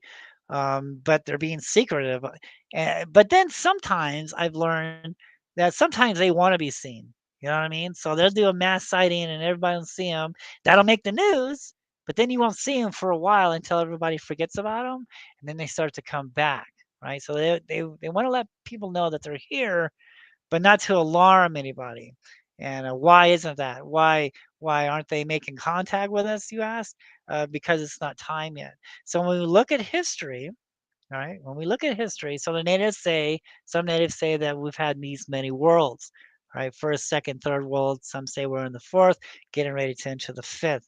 So all these times the world changes, the world ends through fire or ice or water, flood. Mankind survives, and these things are there to help and guide them or to mislead them into thinking that these are, their gods. And so uh, nobody knows when the time is to come when mankind will need these things once again to survive. But they know the time is getting closer. Look at the world today. Look how crazy things are getting. So if something was to happen where there's no food, there's no water, there's uh, the air is full of radiation. They're going to see these lights. The survivors to this are going to see these lights in the sky. One's going to come down. He's going to anthropomorph, just like what the natives been telling us for hundreds of years, just like what the petroglyphs are telling us, right? He's going to change. He's going to look like a human, right? He's going to say, look what I can do for you. I'm the one you've been waiting for. right? I can clean up the air, I can clean up the water, I can clean up the food. Worship me, right? And that's the big secret here. Okay. So these things, look at all the evidence that we have. Look at the Mayans, look at all this other stuff, right? Where they were performing sacrifices to the gods in the sky, to the flying serpent, the Quetzalcoatl. Man, I'm telling you, that's what we're dealing with today. All right. And they're setting the stage for mankind to once again need them to survive, right? That's the secret here. All right, let's move on to another one as we got about 3 minutes here. Let's go to Cosmic Joe. Would you go on the space arcs to another galaxy or stay behind? Oh my. So you're talking like the Twilight Zone to serve man. I mean, I don't know, man. That's a good question. When it comes to these beings, these things, no, we need to stay away from them. These things are not good, but there are good ones. Okay, so some of these ancient scrolls they tell us that the great creators, the supreme being, has used some of these creatures to help man in their journeys and their quests before. So there are good ones that do help man from the great spirit, uh, you know, requesting them to help them, and so that's another story and altogether. All right, let's sneak in one more here. Let's go to the unknown here. What do you mean as sparklers flying at you? There's a reason he's asking. Oh my goodness. So yeah, I guess that slipped. So yeah, so this creature, right? So this thing came down on the mountain, April 11th, I think it is, sometime in April in 2005. Go back and look at my archive videos. You'll see this thing, right? This red and black thing. It looks like a torso, right? And it's scooting across the landscape, right? It's scooting across the treetops, and then it disappears into like one of the hills there. And a few days later, right, I see that exact same type of torso looking thing come up out of South Mountain, right? It just came up out of the mountain like this, and it stayed there for a minute, and then it shot at me. Okay, and I'm got the video camera rolling, so this all happens very quick, very fast. I was watching it. As soon as I see it raising up from the mountain, I'm getting the camera ready. I'm turning it on. 1, 2, 3. The camera's warmed up. By the time the camera's been warmed up, it's shooting at me now, and it sparkles red, blue, green, yellow. Holy cow! It's flying right at me, and I'm looking down at the camera. I'm looking at the window, and the camera isn't picking up the sparks. The camera is only catching the colors, but my naked eye, that thing's man is sparkling at me, and it flies right over the window, changing, morphing, sparking. But if you analyze the video, if you go back and you slow it down, you can see little traces of sparks coming off that thing. So the camera did pick it up, but not as much as my naked eye did. And that's why I'm telling you that these things are monsters. All right, this is some scary stuff. This is okay. So if the city of Phoenix came out today and say, "Hey, guess what, people? The Phoenix Lights has something to do with the first people who lived there, who lived in this valley disappearance. The Phoenix Lights had something to do with the missing holocron." How many people would really stay in that valley? If they actually came out and told you the truth, that yes, there's flying serpents, yes, there's flying diamonds and creatures and orbs and lights, and these things they're shape shifting, right? They're going in the mountains, they're coming in and out of doorways, they're absorbing energy, they're hanging over our power plants. How many people would actually stay there? That's the reason And why they will never tell you what's going on here And in on Phoenix. that note, Jeff Woolwine, welcome and thank you to Spaced Out Radio for coming on our show. Coming up next, Courtney Marcassani has UFO Court. Right before that, Steve Stockton from Among the Missing. You're listening to Spaced Out Radio with your host, Dave Scott.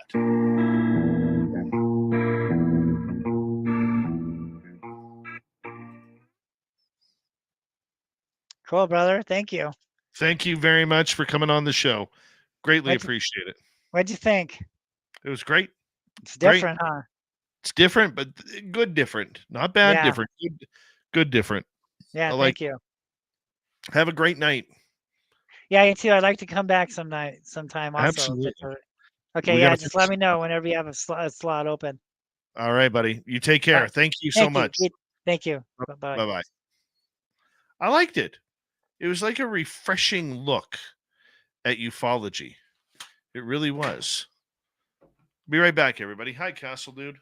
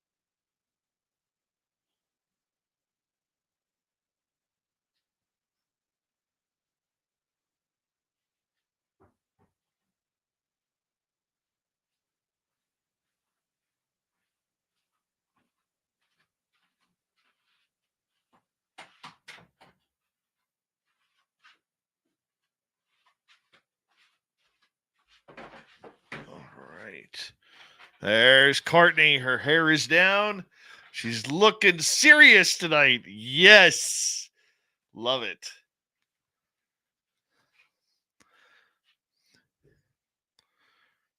All right. See my new alien?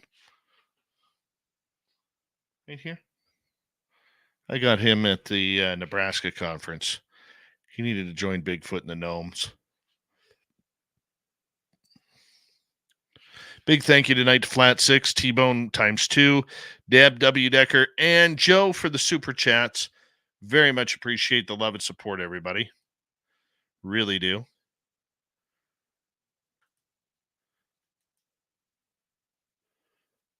Don't forget you can shop at our Spaced Out Radio store. We do not have ugly swag, people. No ugly swag. I will be here tomorrow night as well. Wednesday, I am traveling to meet up with Merle because we fly out Thursday morning at 8 a.m. to head to Reno for the 3rd annual SOR fan party. I will be back live on Tuesday night. So that'll be cool. And here we go, everyone.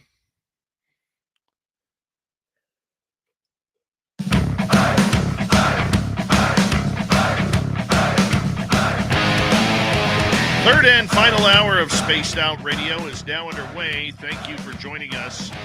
My name is Dave Scott. Always appreciate turning your listening ears wherever you are on this beautiful planet we call Earth. Hello to everyone listening in on our terrestrial affiliates around North America. We really do appreciate you tuning us on in and letting us be a part of your great evening. And the Desert Clam has set the password for tonight in the SOR Space Travelers Club. Parablepsis. Parablepsis is your password.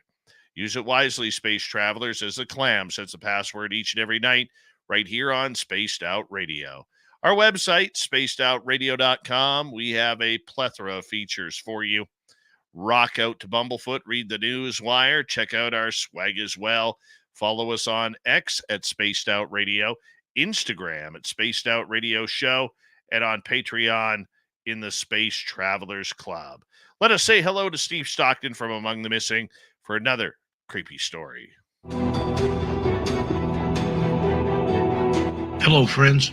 Welcome to Among the Missing YouTube channel on Spaced Out Radio. I'm Steve Stockton, and I'm about to take you on an unbelievable journey of people just like you. Their stories and encounters will haunt us on Among the Missing.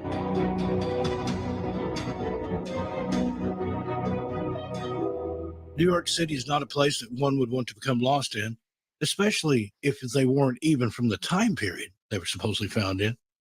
1950s New York City was no stranger to beautifully dressed people, but a warm June day in 1950 found a 33-year-old man dressed to the nines wandering about in the streets, appearing hopelessly lost. The bewildered man suddenly stepped out in front of a taxi and was struck, killing him almost instantly. The body was taken to the medical examiner's office, where the details became strange fairly quickly. At first glance, the man was nicely dressed, but in clothing that was at least a century old. His garb consisted of shoes that were fastened with buckles that were from a previous time period as well. He also carried banknotes that were from the 1870s, a letter from Philadelphia dated June 1867, a 5-cent copper token that had a saloon name on it no one had ever heard of, a bill from an unknown livery stable for the care of a horse, and a business card for Rudolph Fence with an address that no one had ever heard of. Captain Hubert V. Ream of the New York Police Department Missing Persons Division took over the case in hopes of notifying the next of kin, or at least finding someone that could help identify the deceased stranger. The only leads the captain had were the few items found on the deceased man. Ream first tried the business card, but upon contacting an employee, learned that no one had ever heard of the man, and in fact, the name on the business card was no one that was registered as working there or having ever worked there. Digging deeper into the investigation of this mystery, the detective tried a phone book. He was met with the same results. The name simply didn't exist, and no next of kin could be located. Just when it seemed all hope was lost, Ream came across the name Rudolph Fens Jr. in a phone directory dated 1939. He dialed a number, and an elderly lady answered and claimed to be the widow of the late Fens Jr. And then she related a tale almost too bizarre to believe. The lady explained that in 1876, Rudolph Venz Sr. had gone out for a daily walk, as was his routine for the 31-year-old, but on this day, he never returned home. The man she was married to, his son, Rudolph Venz Jr., was the only child of the missing man. An investigation ensued, but no clues as to the disappearance of Venz Sr. was ever found. Hanging up the phone and somewhat in disbelief, Captain Ream sat in his chair, reviewing in his head all these strange circumstances that swirled around the unidentified man in the medical examiner's office and the story which he had just been told. Believing that no sane person would ever take these newly discovered facts as evidence to an identification of the man, Ream decided to fact-check the lady's story. He went to the library and looked through news articles he could find about the missing man in 1876, and indeed came across a write-up about a massive investigation into the disappearance of Rudolph Venz Sr. Just as the lady described, he had gone for a walk and was simply never heard from again. Investigators had searched high and low for the man, but in vain. It was as if he had vanished from the face of the earth. This article even gave an account of the clothing and included a picture of the missing man in 1876 that was a complete match for the stranger from 1950. This was impossible to Ream, so much so that he decided not to mention his findings to others at the station in fear he wouldn't be believed. It is said that Captain Ream dropped the findings from the official investigation. So how did this stranger materialize in 1950s New York and be a complete match for a man that went missing almost a century prior? Was it some kind of time warp vortex he stumbled into while on his daily walk? Or was it simply two different men that closely resembled one another? Maybe even a doppelganger? This is one mystery that time is unwilling to share its secrets about. Now, just a side note here, the story was retold in the 1972 May-June edition of the Journal of Borderland Research. In the notes from that publication, it was said to have been originally penned by science fiction author Jack Finney under the title name of I'm Scared. Being as Finney was a fiction writer, many believe this was simply a fantastical fictional tale woven by a man with an overactive imagination and put to paper as such. However, many others believe this to be a true account.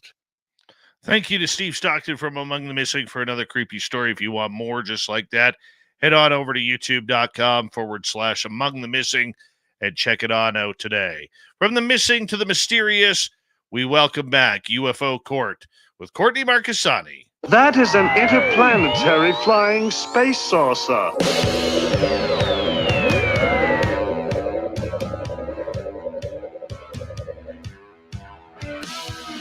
You have made me very angry. Very angry indeed. Courtney Marcassani making her way back west after heading off the grid to the East Coast of the United States. Oh, Courtney, it's so good to have you back. And the best part about it is I get to meet you in a couple days. Get to meet you. So pumped up. So pumped up. I Get you to know. unmute. It Yeah. sounds like we're leaving on the same day. I know. I'm so excited. So excited. You know, it's been so long since we chatted with you. What have you been up to? Well, mostly family stuff. You know, I had a bunch of stuff to do on the East Coast, moving things, and I had to drive my truck with the U-Haul behind it with all my, my mom's storage essentially in it, most of it, to Montana, to my garage out here. So unpacking everything, trying to get centered and on the local time. So I'm on mountain time now, so I'm a couple hours ahead of you. I think you're only an hour ahead. It's 12:14. What time is it? Yeah, I'm an hour behind you. Okay, I thought you were 2 hours behind me, but that's Alaska. Alaska's 2 hours behind. Yes. Yeah. Yes. I got to tell you, there has been so much. I know that you tried to take a break from ufology and just kind of concentrate on family and everything while you were, on the East Coast and doing things. But how hard was that for you to try and take a break from everything going on? Well, some people have come after me, so I am in defensive mode a little bit. So I wasn't able to completely depart because there's kind of a campaign apparently being waged against me. So I had to be aware of that and tracking that. And that's been my main concern. to see what's going to result from that. But, thank goodness nothing yet, but that doesn't mean that it won't. Well, I hope everything. It's the first time hearing about that, and I hope everything is going well for you. That's for sure. Yeah, no, it hasn't been going that well, but I've just been trying to, block out the haters and, like I said, focus on this campaign that's waging against me and see who's behind it. And if it gets real bad, then I'll have to take legal steps. So we'll see what goes on. Good. Protect yourself as much as you can. And if we could do anything to help you, just let us know. Yeah. We'll see. Big story going on right now that's been kind of captivating the UFO world for about the last number of days, especially over the weekend, was that David Grush was absolutely refusing to meet with anybody at Arrow, not trusting what they were doing, not trusting what they were saying. And it seems to cause a little bit of uproar with everything that's going on. What can you fill us in on here? Well, Dean Johnson put out a long article on Twitter X a couple days ago. People were complaining that it was so long, but I actually did read the whole thing, and there was some new information that came to light in there that there was a meeting established between Senator Gillibrand and Sean Kilpatrick, and that they waited for David Grush to show up, and he was a no-show. So that was interesting to see that in his article. He, I think, saw that there was discrepancies in the FOIA request that came out that John Greenwald had released. I think it was probably 2 weeks ago now, maybe a little longer. And they were the signal chat messages that you and I had discussed that were released, and that there were discrepancies in there between the contacts that Sean Kilpatrick had made to Chris Mellon, saying that David Grush needed to come into Arrow. And of course, David Grush testified in the open hearing that he was not contacted. So there's been some discrepancies. What looks to be the main reason, from what I can tell, reading it, was, the Department of Justice's role over his case, because Sean Kilpatrick is saying that the only way they could get information that he testified to the ICIG was to go through this whistleblower process and to have him actually release the information, and he wouldn't. And so that is the breakdown of what's currently happening right now. Why do you think that David Grush would not follow the process that was set in guidelines for the whistleblowers? And why do you think he was holding back from Kirkpatrick and Arrow? He said that they had threatened him, not Kirkpatrick, but these other individuals who had intimidated him and his wife, and that they had basically said through their actions, we could get you at any time. So I have a feeling it has something to do with that and his actual whistleblower complaint that he gave to the ICIG. I mean, that's the only thing I can discern from this. Why else wouldn't he have felt safe or confident to give Arrow his testimony? Do you think this latest information paints David Grush in a bad light or a good light, with the fact that he was refusing to follow the protocol? No, most definitely a bad light. I don't know how you could look at it any other way. And do you think that will affect his involvement in any future talks, hearings, congressional hearings, whatever it may be? I don't know what's going on with him right now. I don't think anybody does. He was supposed to be at the SALT conference. I was working angles to get into the SALT conference and hear him give his talk. And then I heard on a private chat group today on Fight Club that David Grush himself, canceled his appearance there. Now on Twitter, everybody's saying that SALT canceled him, but I believe the private chat group that Grush canceled it himself until I know otherwise. So I don't think people understand or know what his motivations are right now, or understand why these Why the silence? Why has the op-ed not been published that was promised, earlier this year? Why the cancellation of the SALT conference when people really want to hear him, hear him talk and bring things up to date and up to speed for all of us? So I wouldn't say I would hazard a guess at it. I have no idea what's going through his mind. I do feel bad for him. I do feel for him and what he's going through. I think it's a horrible situation. Well, according to what's on Twitter tonight, I just checked the update, or X, pardon me. Got to get used to calling it X. It's interchangeable. I don't think anybody cares. Right. Apparently, he had a scheduling conflict, the famous scheduling conflict that will, seem to take over.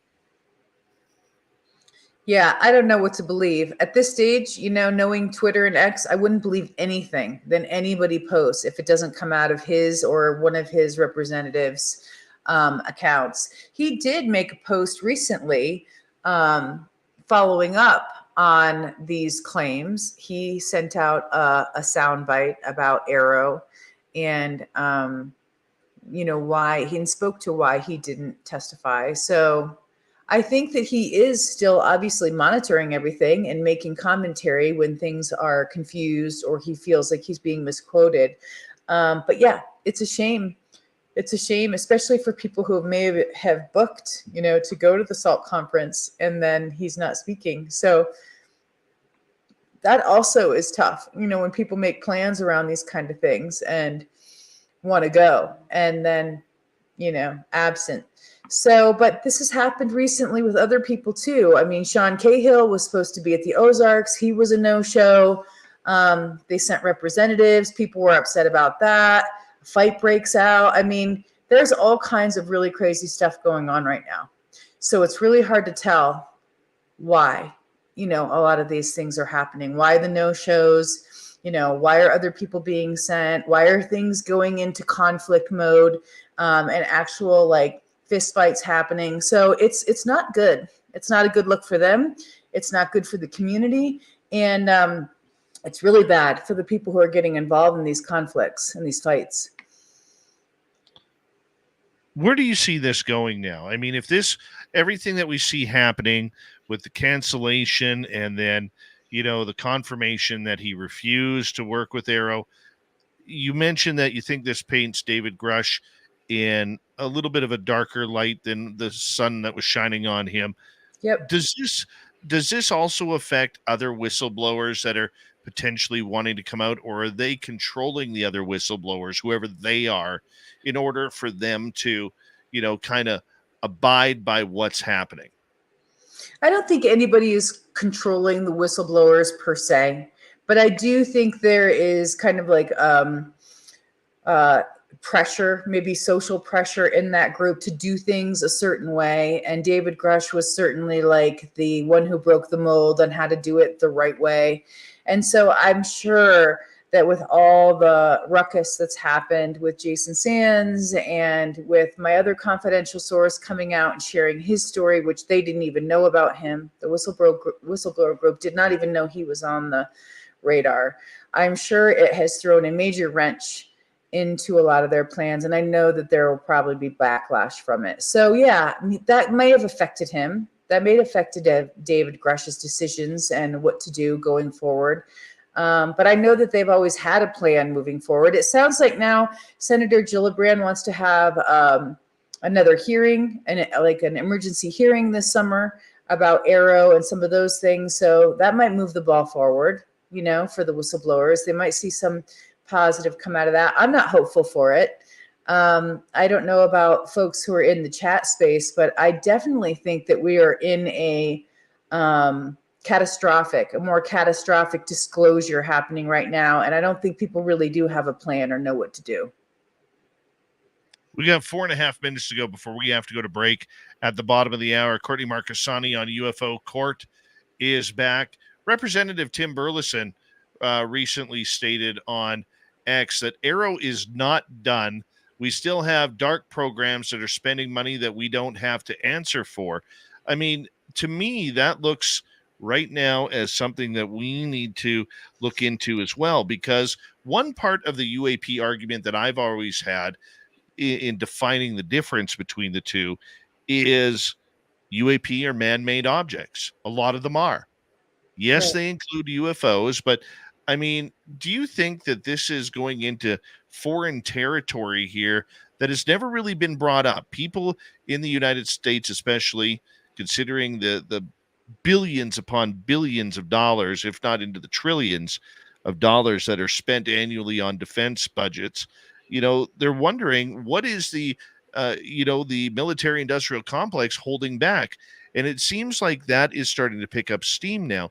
Do you think that this could be a part of any next hearings by Senator Gillibrand or others regarding this? No, I don't think so. I mean, what would be really a great step forward would be if somebody like Jonathan Gray, one of the confidential sources, the NASIC guy who said that David Grush did have fact evidence about back engineering programs, legacy programs. That would be a breakthrough if he came out from the military industrial complex and said, here's where these are.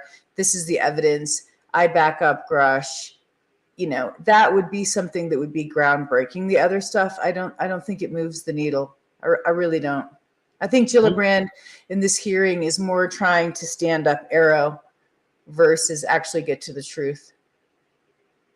So you think then, if I read you correctly, that she's trying to protect the program of Arrow that she helped set up as Yes. the one and only? Yes.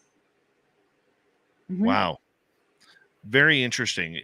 And, the reason why I think that that's important, though, is that we don't have a lot going on right now. There's a lot of speculation of things that could happen. And that normally happens as we get into spring and government shuts down for a little bit from their debates and the jobs that they're doing in Washington, D.C., and even up here in Canada, in Ottawa. We're getting to that point as well. So I'm wondering if you feel that we are in a lull here, or is this another calm before the next UFO storm? It doesn't really feel like lull to me, honestly. I mean, it feels like, for lack of a better word, it feels like being on the crazy train. It seems like things are a bit out of control. It seems like whatever plans had been established seem to be the people that have those plans are getting their circle smaller and smaller. So we're getting less information. So in that way, yeah, I guess it's more quiet. They're not coming out on the record. You're not getting comments about articles or things or stories getting ready to go out. People are just staying quiet. And so I don't know if that's because they don't want to be misquoted, or if it's because they just have their plan and they want to move the plan forward without any interference or people getting involved in it that they don't want or can't control. So yeah, I don't think that this is a downtime. I think you have to look around and look at all the stuff that's going on. And people are really talking now in a way that's, they're frustrated, more frustrated more than ever before, but that's also pushing things forward in Washington, D.C., I think. Well, it's something that we've got to keep our eye on as we move forward, because this is the never-ending story that seems to take twists and turns more than a roller coaster at your favorite amusement park. I mean, that's really where we're at with this entire selection right now. But Courtney, I'm going to get you to hold on right there, because we have you until the top of the hour here on UFO Court, named after Courtney Marcassani and her intrepid research regarding UFOs, UAP, and the story of what's going on behind the scenes. That's why we love her around here. UFO Court with Courtney Marcassani continues with me, Dave Scott, on Spaced Out Radio right after this. This is Spaced Out Radio and your host, Dave Scott.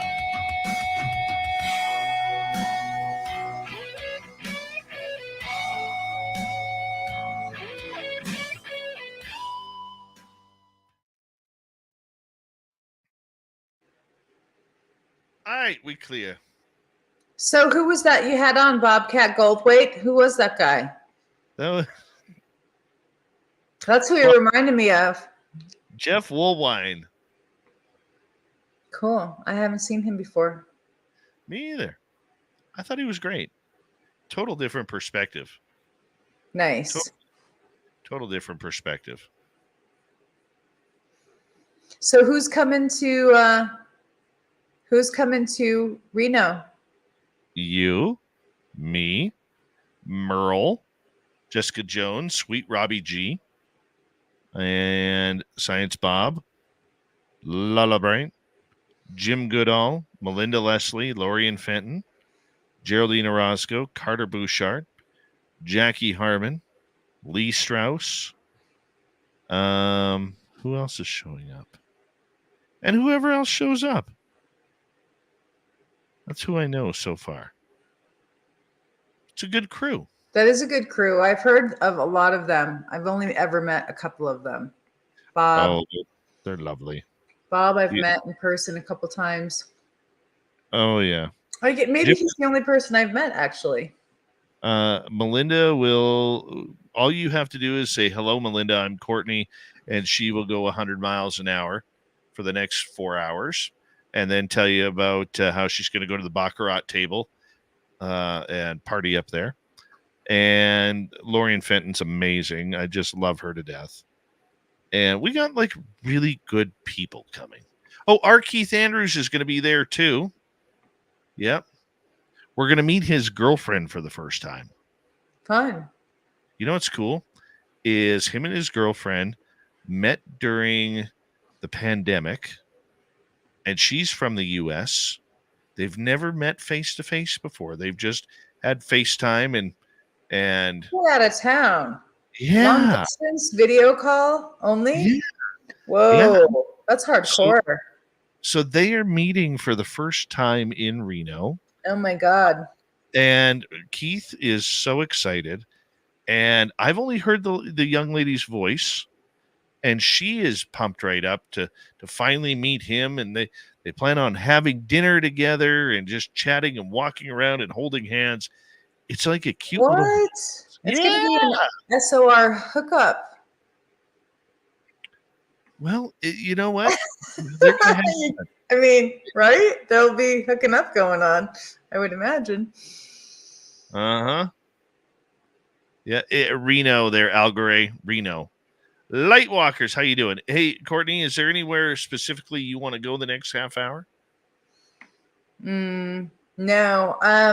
I did read the article about the parallel OSAP program. Did you see that? There's a researcher from Canada I told you about. He's confidential.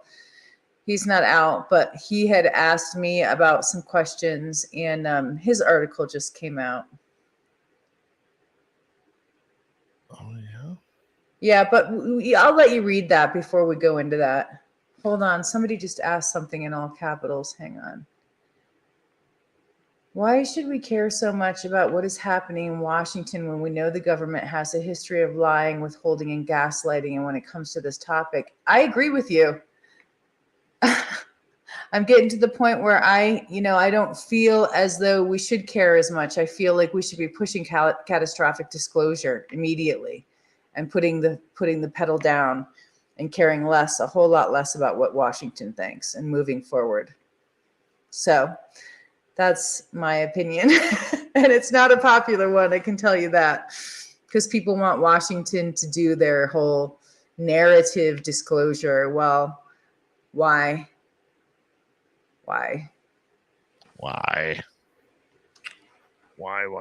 We should do it ourselves. That's what I'm doing. I'm just working on doing it myself with help from friends and support.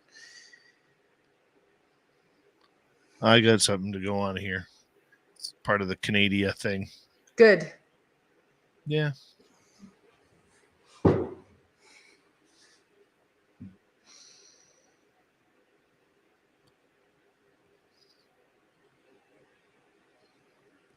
This is going to be awesome.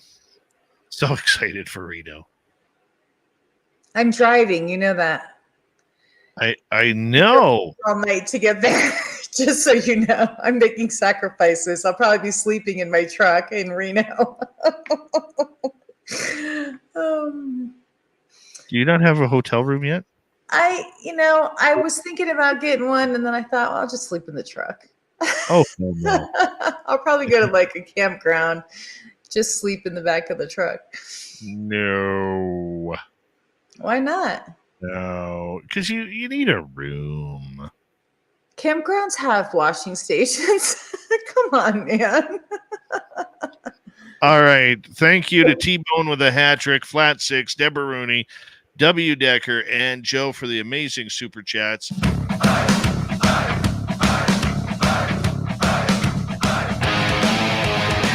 Here we go with the final half hour of Spaced Out Radio tonight. My name is Dave Scott. Yes, I do wear a lot of tinfoil in my off time. Hopefully you do too. I want to remind everyone that if you missed this show or others, you can always check out our free archives. They're on every major podcast network, as well as youtube.com/Spaced Out Radio. Just give us a subscribe or follow. It's the only thing we ask for return. Our website, spacedoutradio.com. We have a plethora of features for you. Rock out to Bumblefoot, read the news wire, check out our swag as well. Follow us on X at Spaced Out Radio, Instagram at Spaced Out Radio Show, and on Patreon in the Space Travelers Club. Here we go. Courtney Marcassani, UFO Court, continuing on right now. And I know that considering what's happening south of the border, that things north of the border are maybe not big news, but reporter Daniel Otis, I was chatting with him today. Well, he kind of got an eye roll from membership of the Canadian government from which group was this here? I think it was the ITC. And it says, for context, and Daniel released this on his X account, Mr. Otis is a repeat requester of UFO reports and ATIPs. He believes that the government is hiding something despite having ATIP all of our files and having spoken one-on-one with executives of this in CVAV in an attempt to appease his concerns.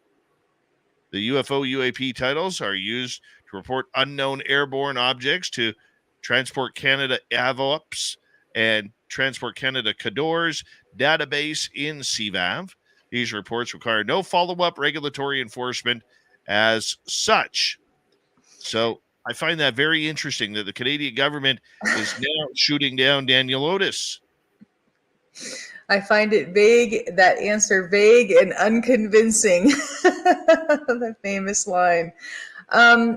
So they're tired of answering his requests. That's what I'm getting. And they feel like he's pushing, right? He's pushing and they're saying nothing more to see here. And so they're annoyed. They're annoyed. How often can you make requests like this to these offices before they'll stop answering? I mean, what's Canada's legal responsibility? Well, it's much like the U.S. They have the opportunity to either redact or to decline or give the full report. What's he specifically asking for? Did he say? He seems to be asking. Here's another line. Mr. Otis, the Aviation Operations Center Procedures Manual cannot be shared as it contains the personal contact information of Transport Canada employees, along with sensitive information used in Transport Canada's emergency response protocols for aviation safety and security matters. Should you wish to submit an ATIP request, the document would be heavily redacted and or withheld entirely for those reasons. Mr. Otis, understanding that your research is typically focused on UFO UAP research, this procedures manual does not contain information on UFOs UAPs. The Aviation Operations Center has already provided you with everything on record on the subject of UFOs and UAPs. So I found that interesting. Is Canadian Transport, is that like the US's Transportation and Safety Administration? Yes. Okay. So that's the head office? Yes. Yeah. Now, as the world turns in Canada regarding this subject, there are many different alphabet agencies that seem to have a little bit of say of what's going on. And one of the biggest is Transport Canada. Okay. And, they control everything from the airplanes in the sky to the semi-trucks going across the country hauling trailers full of goods and services. And so they are highly, highly regulated. And basically, one thing about Canadian politicians and government employees, they become very good, Courtney, at playing the game. It's almost like MUFON. If we don't talk about it, it doesn't exist. So when people start snooping around and pulling a Scooby-Doo character, like Daniel Otis is, they get a little uncomfortable and they're like, "Shoo, fly, get out of here before I take the swatter and grab you." And I think this was the fly swatter effect to Daniel Otis from CTV News and Vice Magazine. Well, we also have other organizations connected to TSA, which is our main, that's like our main transportation governmental agency. But there's also PHMSA. PHMSA is like an accountability group that works with any kind of disaster, or they do regs and they ensure that the Department of Transportation follows through on all those regs. So it would be interesting to see if there was a group like that in Canada, like PHMSA, that does accountability. That would be another way to do requests or FOIAs that would work through, like a third party to get the information. But once again, if they've already identified him as somebody who's been asking for this information and has been told many times, he might just be getting the full stop for right now. So he might have to wait. But, look at John Greenwald. I mean, he continues to do his FOIAs and he continues to get information. Sometimes he files many and is told no multiple times. There's nothing there. But then he has to circle back and get the right program name. This whole signal chat thing is unbelievable that the signal chats got released.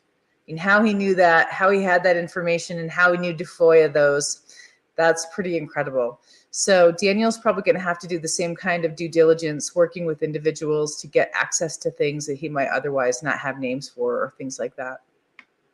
Well, I am working on a story as well. Ooh. I am.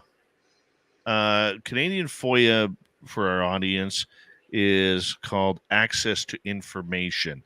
So it's like ATIP. How weird is that? It's weird. Access to information. Yeah, Yes. It's a weird synchronicity or coincidence, excuse me. Isn't it? Yes, I want an ATIP about ATIP Canada. Yes, I am working on a story right now that, how can I put this? It involves foreign material programs and the Five Eyes. Legacy programs, or? Well, I got to keep this little hush right now. Oh, okay. You got to keep it close to your vest. Yeah, because I'm in the process of writing it right now, and I got to make sure that what I'm writing is understandable to me and the audience. So I was tipped off this past weekend with a flood of emails from a couple of Canadian sources. Good. Regarding something that Larry Maguire said a couple of years ago about the Five Eyes. And if I read the information properly about this foreign materials program and the companies that are involved, it may actually provide some information on who certain whistleblowers were working for. Really? Yes. Well, that is interesting, isn't it? Yes. Did they point you in the direction to find access to things, or are you working on that right now? I am working on that right now. I have lots of things I need to read up on, and it's a tough story. And it's funny because one of the people who tipped me off to this, he is like, "Hurry up and get this done. I want to read the first copy." And I'm like, "Dude, this is kind of heavy stuff." He goes, "You should have it done by now." I'm like, "No, I can't have it done right now. I don't understand a damn word you're talking about. I have to go through my education process here. Right? So we had a good laugh over that. Oh, it takes so long to find stuff, to access it, to read everything, to make it all connect. It doesn't happen overnight. It takes a lot of time. Absolutely. And you know, and that's the part is you have to be able to confirm the source. So I have confirmed the program that I'm working on, which is really cool. I now have to confirm and see if I can get and I know the UFO public hates this, but I have to see if I can get a quote from somebody, which likely those type of people will not want their name released. So it's a trust me bro situation. I know you hate it, but unfortunately, journalism 101 is you got to protect your source. Are they U.S. journalists or Canadian journalists? Can you answer me that? Oh, I'm the journalist in this. I know, but are you having to get verified sources through other journalists on the program name? Okay. No, this goes beyond that. Okay. So it's something I'm working on. I'm going to try and bang it off here in the next couple of days. Awesome. I can't wait to read it. Yeah, we'll see if we can throw a buzz cut on some information here, and I know there's interest from a couple of different UFO story websites out there outside of Spaced Out Radio that are interested in the topic. So we'll see where it goes. Excellent. But working it, because that's what you need to do. But I want to ask you though, because you mentioned something that is very, very intriguing to me. Are you worn out from the topic right now? I feel really been worn out by it. I really do. No, I'm not. I'm not worn out by it. I'm surprised about the way these threats are coming at me. I am, because I've been able to kind of fly below the radar, but they're coming from people that I'm really surprised by, who I thought were allies in the community. So that's been really eye-opening. That's been more frustrating than anything else. I still read everything and still research everything that comes across. I'm just surprised at the bad actors who have been unmasked through these last few weeks. So I'm really glad to know who they are, to be honest, because I will be very leery of them and out them at some point who they are. But yeah, I'm not tiring of the topic. I am disappointed. I'm very disappointed in people and their behavior. Is it selfishness right now? You know, not for you, but for many other people. That's what I'm noticing is that as these little cliques, like I like to call them, and Nicole Sackers likes to call them, these groups, it really seems that these cliques are tightening up and really not wanting to share information while bashing other information that comes out. Well, I'm surprised at how some of these intelligence community people are using their skill sets against the American public, people who are just doing honest research and really doing it at a grassroots level, that they're using those skills as a way to intimidate researchers and potentially threaten them. So that's something that, I'm definitely going to follow through on. And I'm going to out those individuals if they continue to use those skill sets, because they're not in government employ anymore, but they are intelligence people. So, if that happens, then I'll take steps. So yeah, I'm not down on the topic at all. I'm still very fascinated by the topic. It's the people who are going after good people doing good work that is upsetting right now, but we'll see what happens. I'm talking about it here on Spaced Out Radio to shed a light on it and say this is not okay to do to people in the community, not just myself, but other people as well. And, there's been a trail of bodies left behind certain people, certain leaders in the community, and I'm seeing that pattern. So that's what's going to come next. Wow. And I know you're always ready to drop the gloves, which I think is awesome. Oh, yeah. I'm getting to the point now where it's like, I've been asked to hold the line and be quiet and not say anything, so I'm being respectful. But if they're not going to be respectful on the other end and they're going to continue to try to intimidate, bully, and make threats, then, there has to be some kind of response. You can't just let that kind of behavior go. What do we see happening here in the next month to 2 months happening? Well, I mean, if this hearing comes up this summer, that's going to be the first thing that happens in a domino effect. And then, maybe we'll see the October hearing, although I'm not positive about either of those things, really. I think that hearing that Gillibrand is standing up is essentially like a crisis thing because of Arrow. And like I already said, I think she just kind of want to protect her baby. I like Gillibrand. I like all the things that she has done. Like I said, I was surprised to see in Dean Johnson's post that she had arranged this meeting with David Grush and he was a no-show.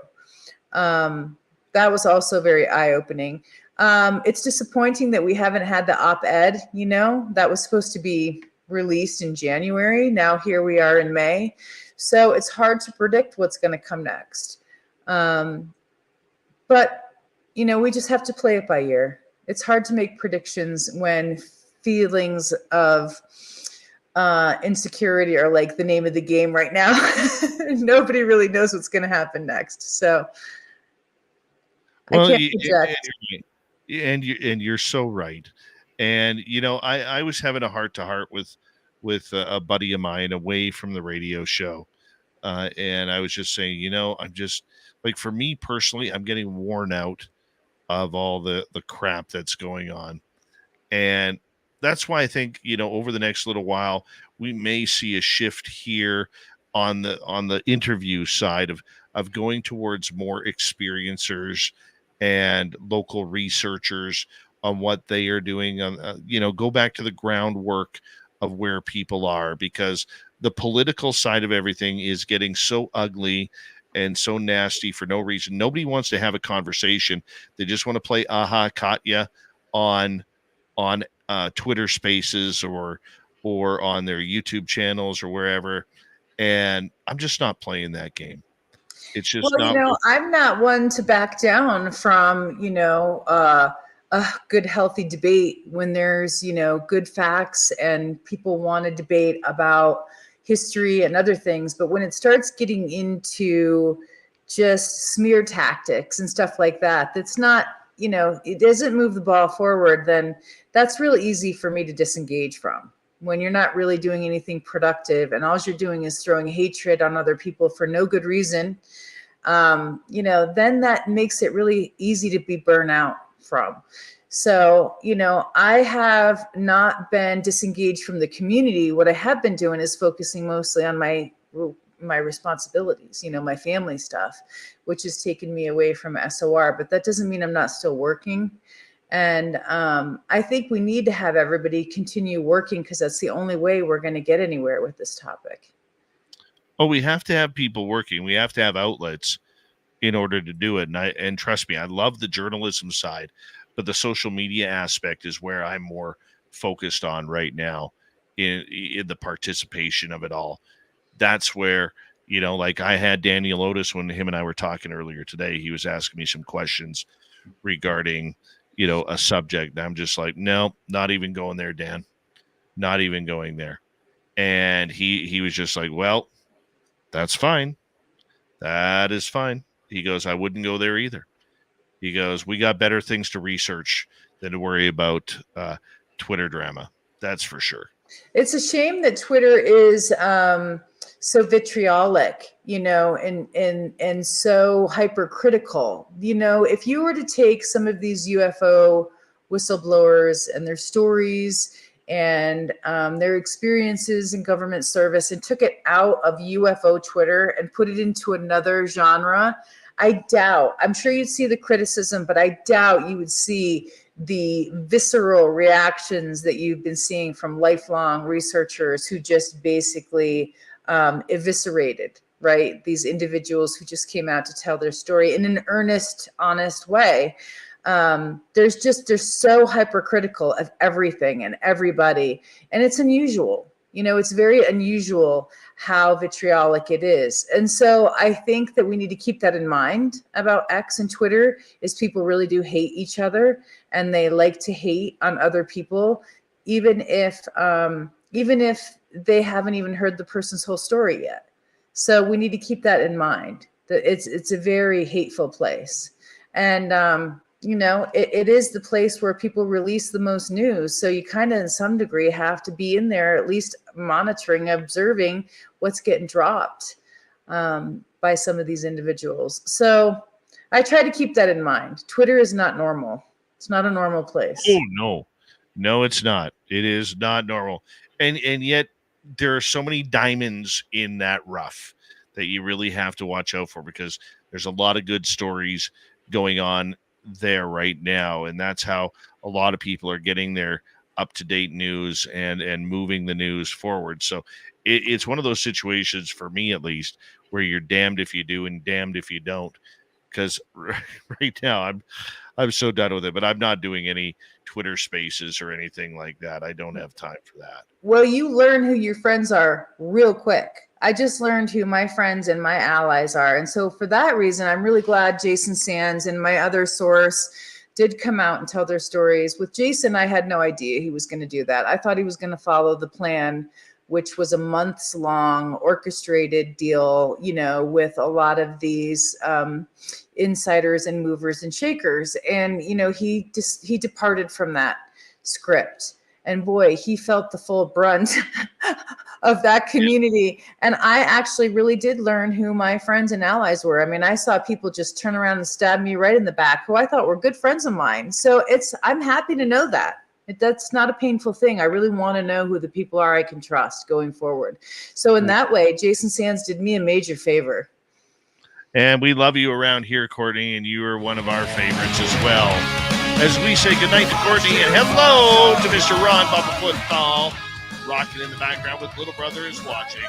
Bumblefoot is the official music of Spaced Out Radio, rocking us in and out of every single show. Get your horns up for the guitar god of self. Special thanks to everybody listening in at work, at home, in your cars, wherever you may be. Thank you to everyone in our chat rooms tonight. YouTube, Twitch, LGAP, Facebook, Spreaker, LinkedIn, the Space Travelers Club, and on X, hashtag Spaced Out Radio.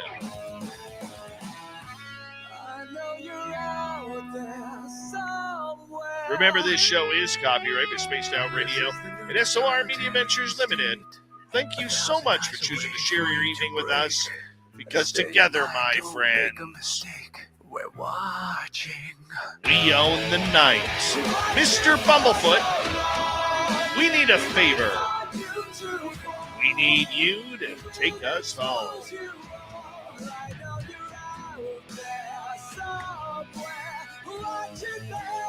Yes, the Woo train has docked for the night. But soon, my friends, we shall ride again. The seats are always available. Your tickets never expire.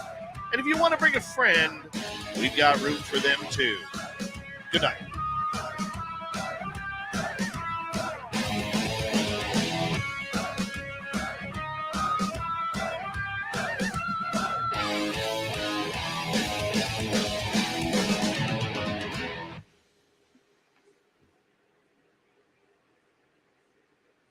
So somebody asked a question. Hold on. Yeah, sweet Tony D. Do you think the people's fringe or beliefs conflict each other, and that's where the negativity comes in? I think the negativity comes in, yes, because there are views sometimes diametrically opposed from one another that can cause some of that hatred. But I also think that there's a lot of jealousy. I think that there's a lot of insider knowledge that people are excluded from, which really does create an insider-outsider mentality. And I think that's creates a lot of tension in the community. And then I also think there are people that spin some conspiracy theories that other people have a terrible hard time with. And so I think that there's a lot of competing interests in things that create that powder keg. I would agree. I would agree.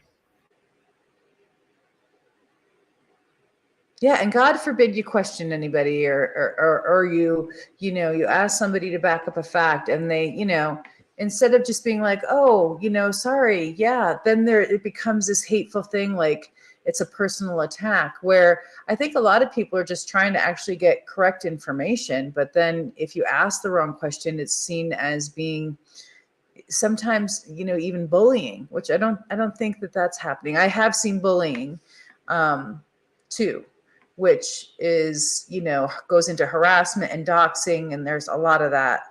And I don't know what the agenda is behind some of those things. I'm still trying to look into it and understand it, but that definitely goes on as well. Oh, yeah. Yep. I was having that conversation with Nicole this weekend because our mutual bully, it was my turn. It was her turn last week. It was my turn this week. Yeah, I saw all that. I was watching that go on, and right before I came on here, actually, I was watching the historical overview because I remember when he had his fallout. I was watching his program when he had his fallout with Lou Elizondo, and so I was trying to refamiliarize myself with that old falling out and why it happened. But then I saw he posted a video about it. So I was just trying to watch it before I came on here to understand. Because I remember he released screenshots and everything, private messages, which is a major no-no in the community, about some of his claims. So I was just in like half hour into his newest video. I hope you guys aren't named in it. No, I was talking about somebody else, not Lou Reviews. Yeah, I wasn't talking about Lou. Oh, somebody else. Oh my goodness. Oh yeah, it's the original. The other troll, Nicole says. Okay, I did not know there was multiple trolls, guys. Yeah, I am. Nicole is not a researcher. She's just a cook, and I am basically lower than pond scum. What? And my show is UFO excrement. Oh, I know who says UFO excrement. Okay. Yeah. I know who that is. Yeah. He who should not be named. Yeah. Well, it's a waste of oxygen to even say his name, right? Yeah. So, I don't know anything about that person, and I'm real happy I haven't had any conflict or confrontation. well, the funny part about it is nobody knows about that person except his bitching and moaning. Well, and when you get a reputation for that, it's kind of a bummer, that's what you get known for. Oh, yeah. Yeah, like Christine says, what a sad sack. Absolutely. Unprofessional. So he talks. Unprofessional. I've never watched. I have the pleasure of saying I've never watched any of his stuff. You are excrement. I actually, somebody who I respected actually reposted that article on Facebook. And I was very shocked to see Philip Mantle do that. Very shocked to see that. Didn't expect that from him. You know? I've seen a lot of things just totally unexpected that have been mind-blowing. But, hey, at least we know where people stand, and we're seeing who people are. If you didn't already know, they've shown their true colors. So for me, that's a good thing. I want to know people's true motivations and their true colors and the way they behave and who they are internally and externally. That's good information. Because the word excrement is actually kind of fun to use. So I'm debating whether or not I should actually do a UFO excrement t-shirt for our store. That's a certain demographic that you're selling to there, Dave. I have to say. Yeah. The dung pile, yeah. Put it in So, the UFO dung pile. yeah. I mean, part of me wants to do it just to piss him off, but the other part of me is like, no, then I'm gaslighting, and I'm not about that. Lewis McCaskill, how are you? Mark Dash, how you doing on X? McCaskill, that's a famous name. We had a famous senator from Missouri who was a McCaskill, but the last name was spelled a little differently, so I'm sure it's a different family. Here's a funny McCaskill. Here's a funny one. A different McCaskill. This one in Canada. Back in 1987, this guy named Gary McCaskill buys a junior A hockey team. And my dad opens up the pamphlet to this hockey team to see what they're doing this year because his friend said, hey, you might want to read this. So dad opens it up. And without even asking dad, they had dad's name on the coaching staff. Oh, wow. Dad calls them up and says, am I coaching this hockey team? And the guy's like, yeah, those got printed out before I had a chance to talk with you. You want to coach the team? And I was like, hell yeah. Absolutely. So. Hey, Parsi, I work with experiencers as well. Yes. Both.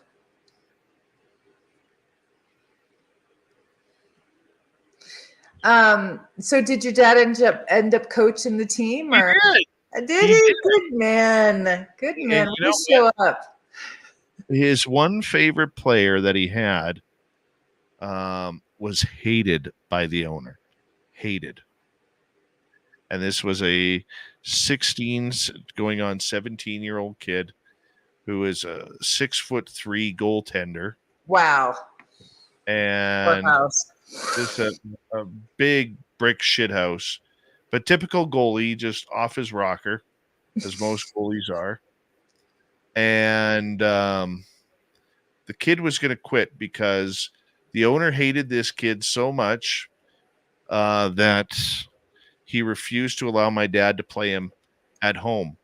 And since my dad was, they had to go out on the road, and the owner never went out on the road, dad would play him there.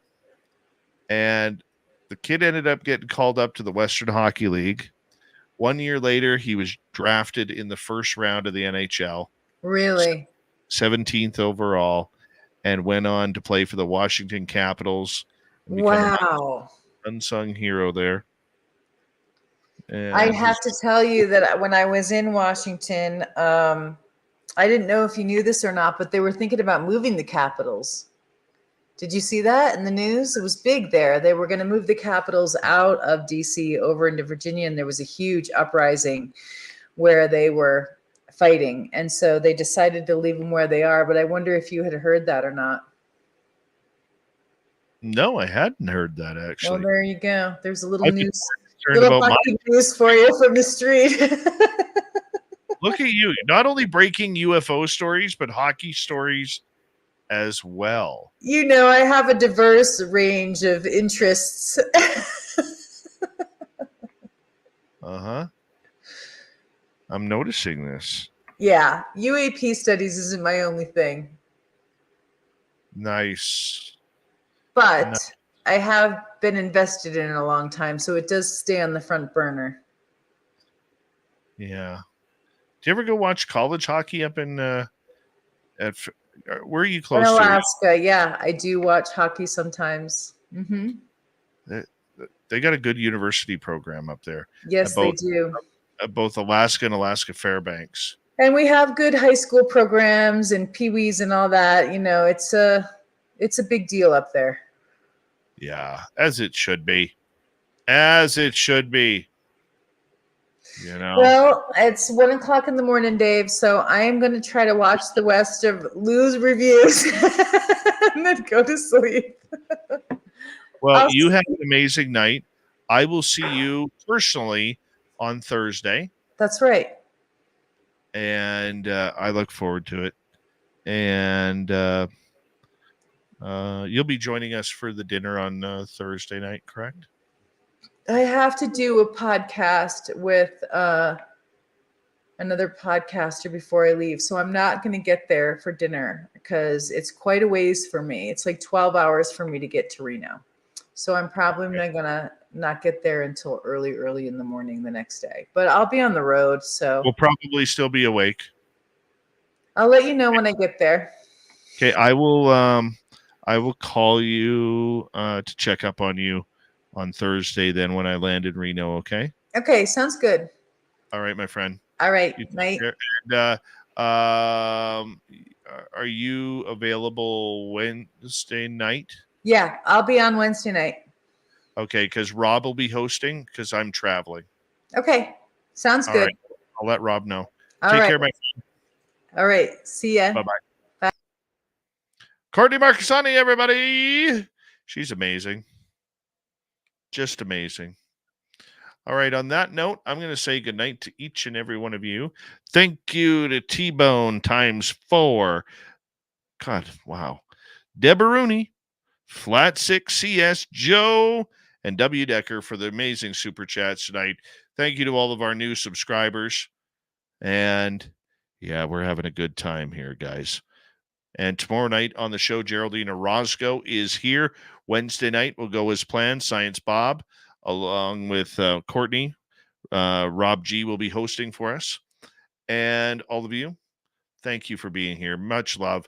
And I wish each and every one of you could come to Reno with us. I really do. But I understand, that the economy isn't great right now. And traveling is tough for a lot of people when you have to think of food and bills to pay. So I get that. But I love you. And we'll see you tomorrow night, everybody. Take care. Good night.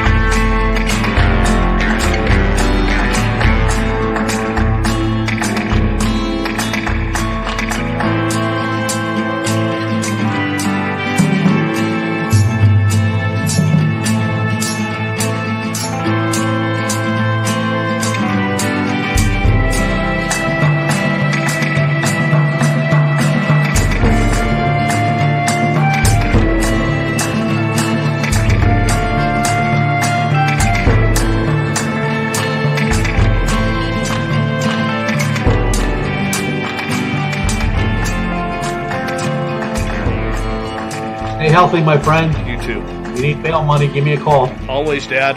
Take care. You too.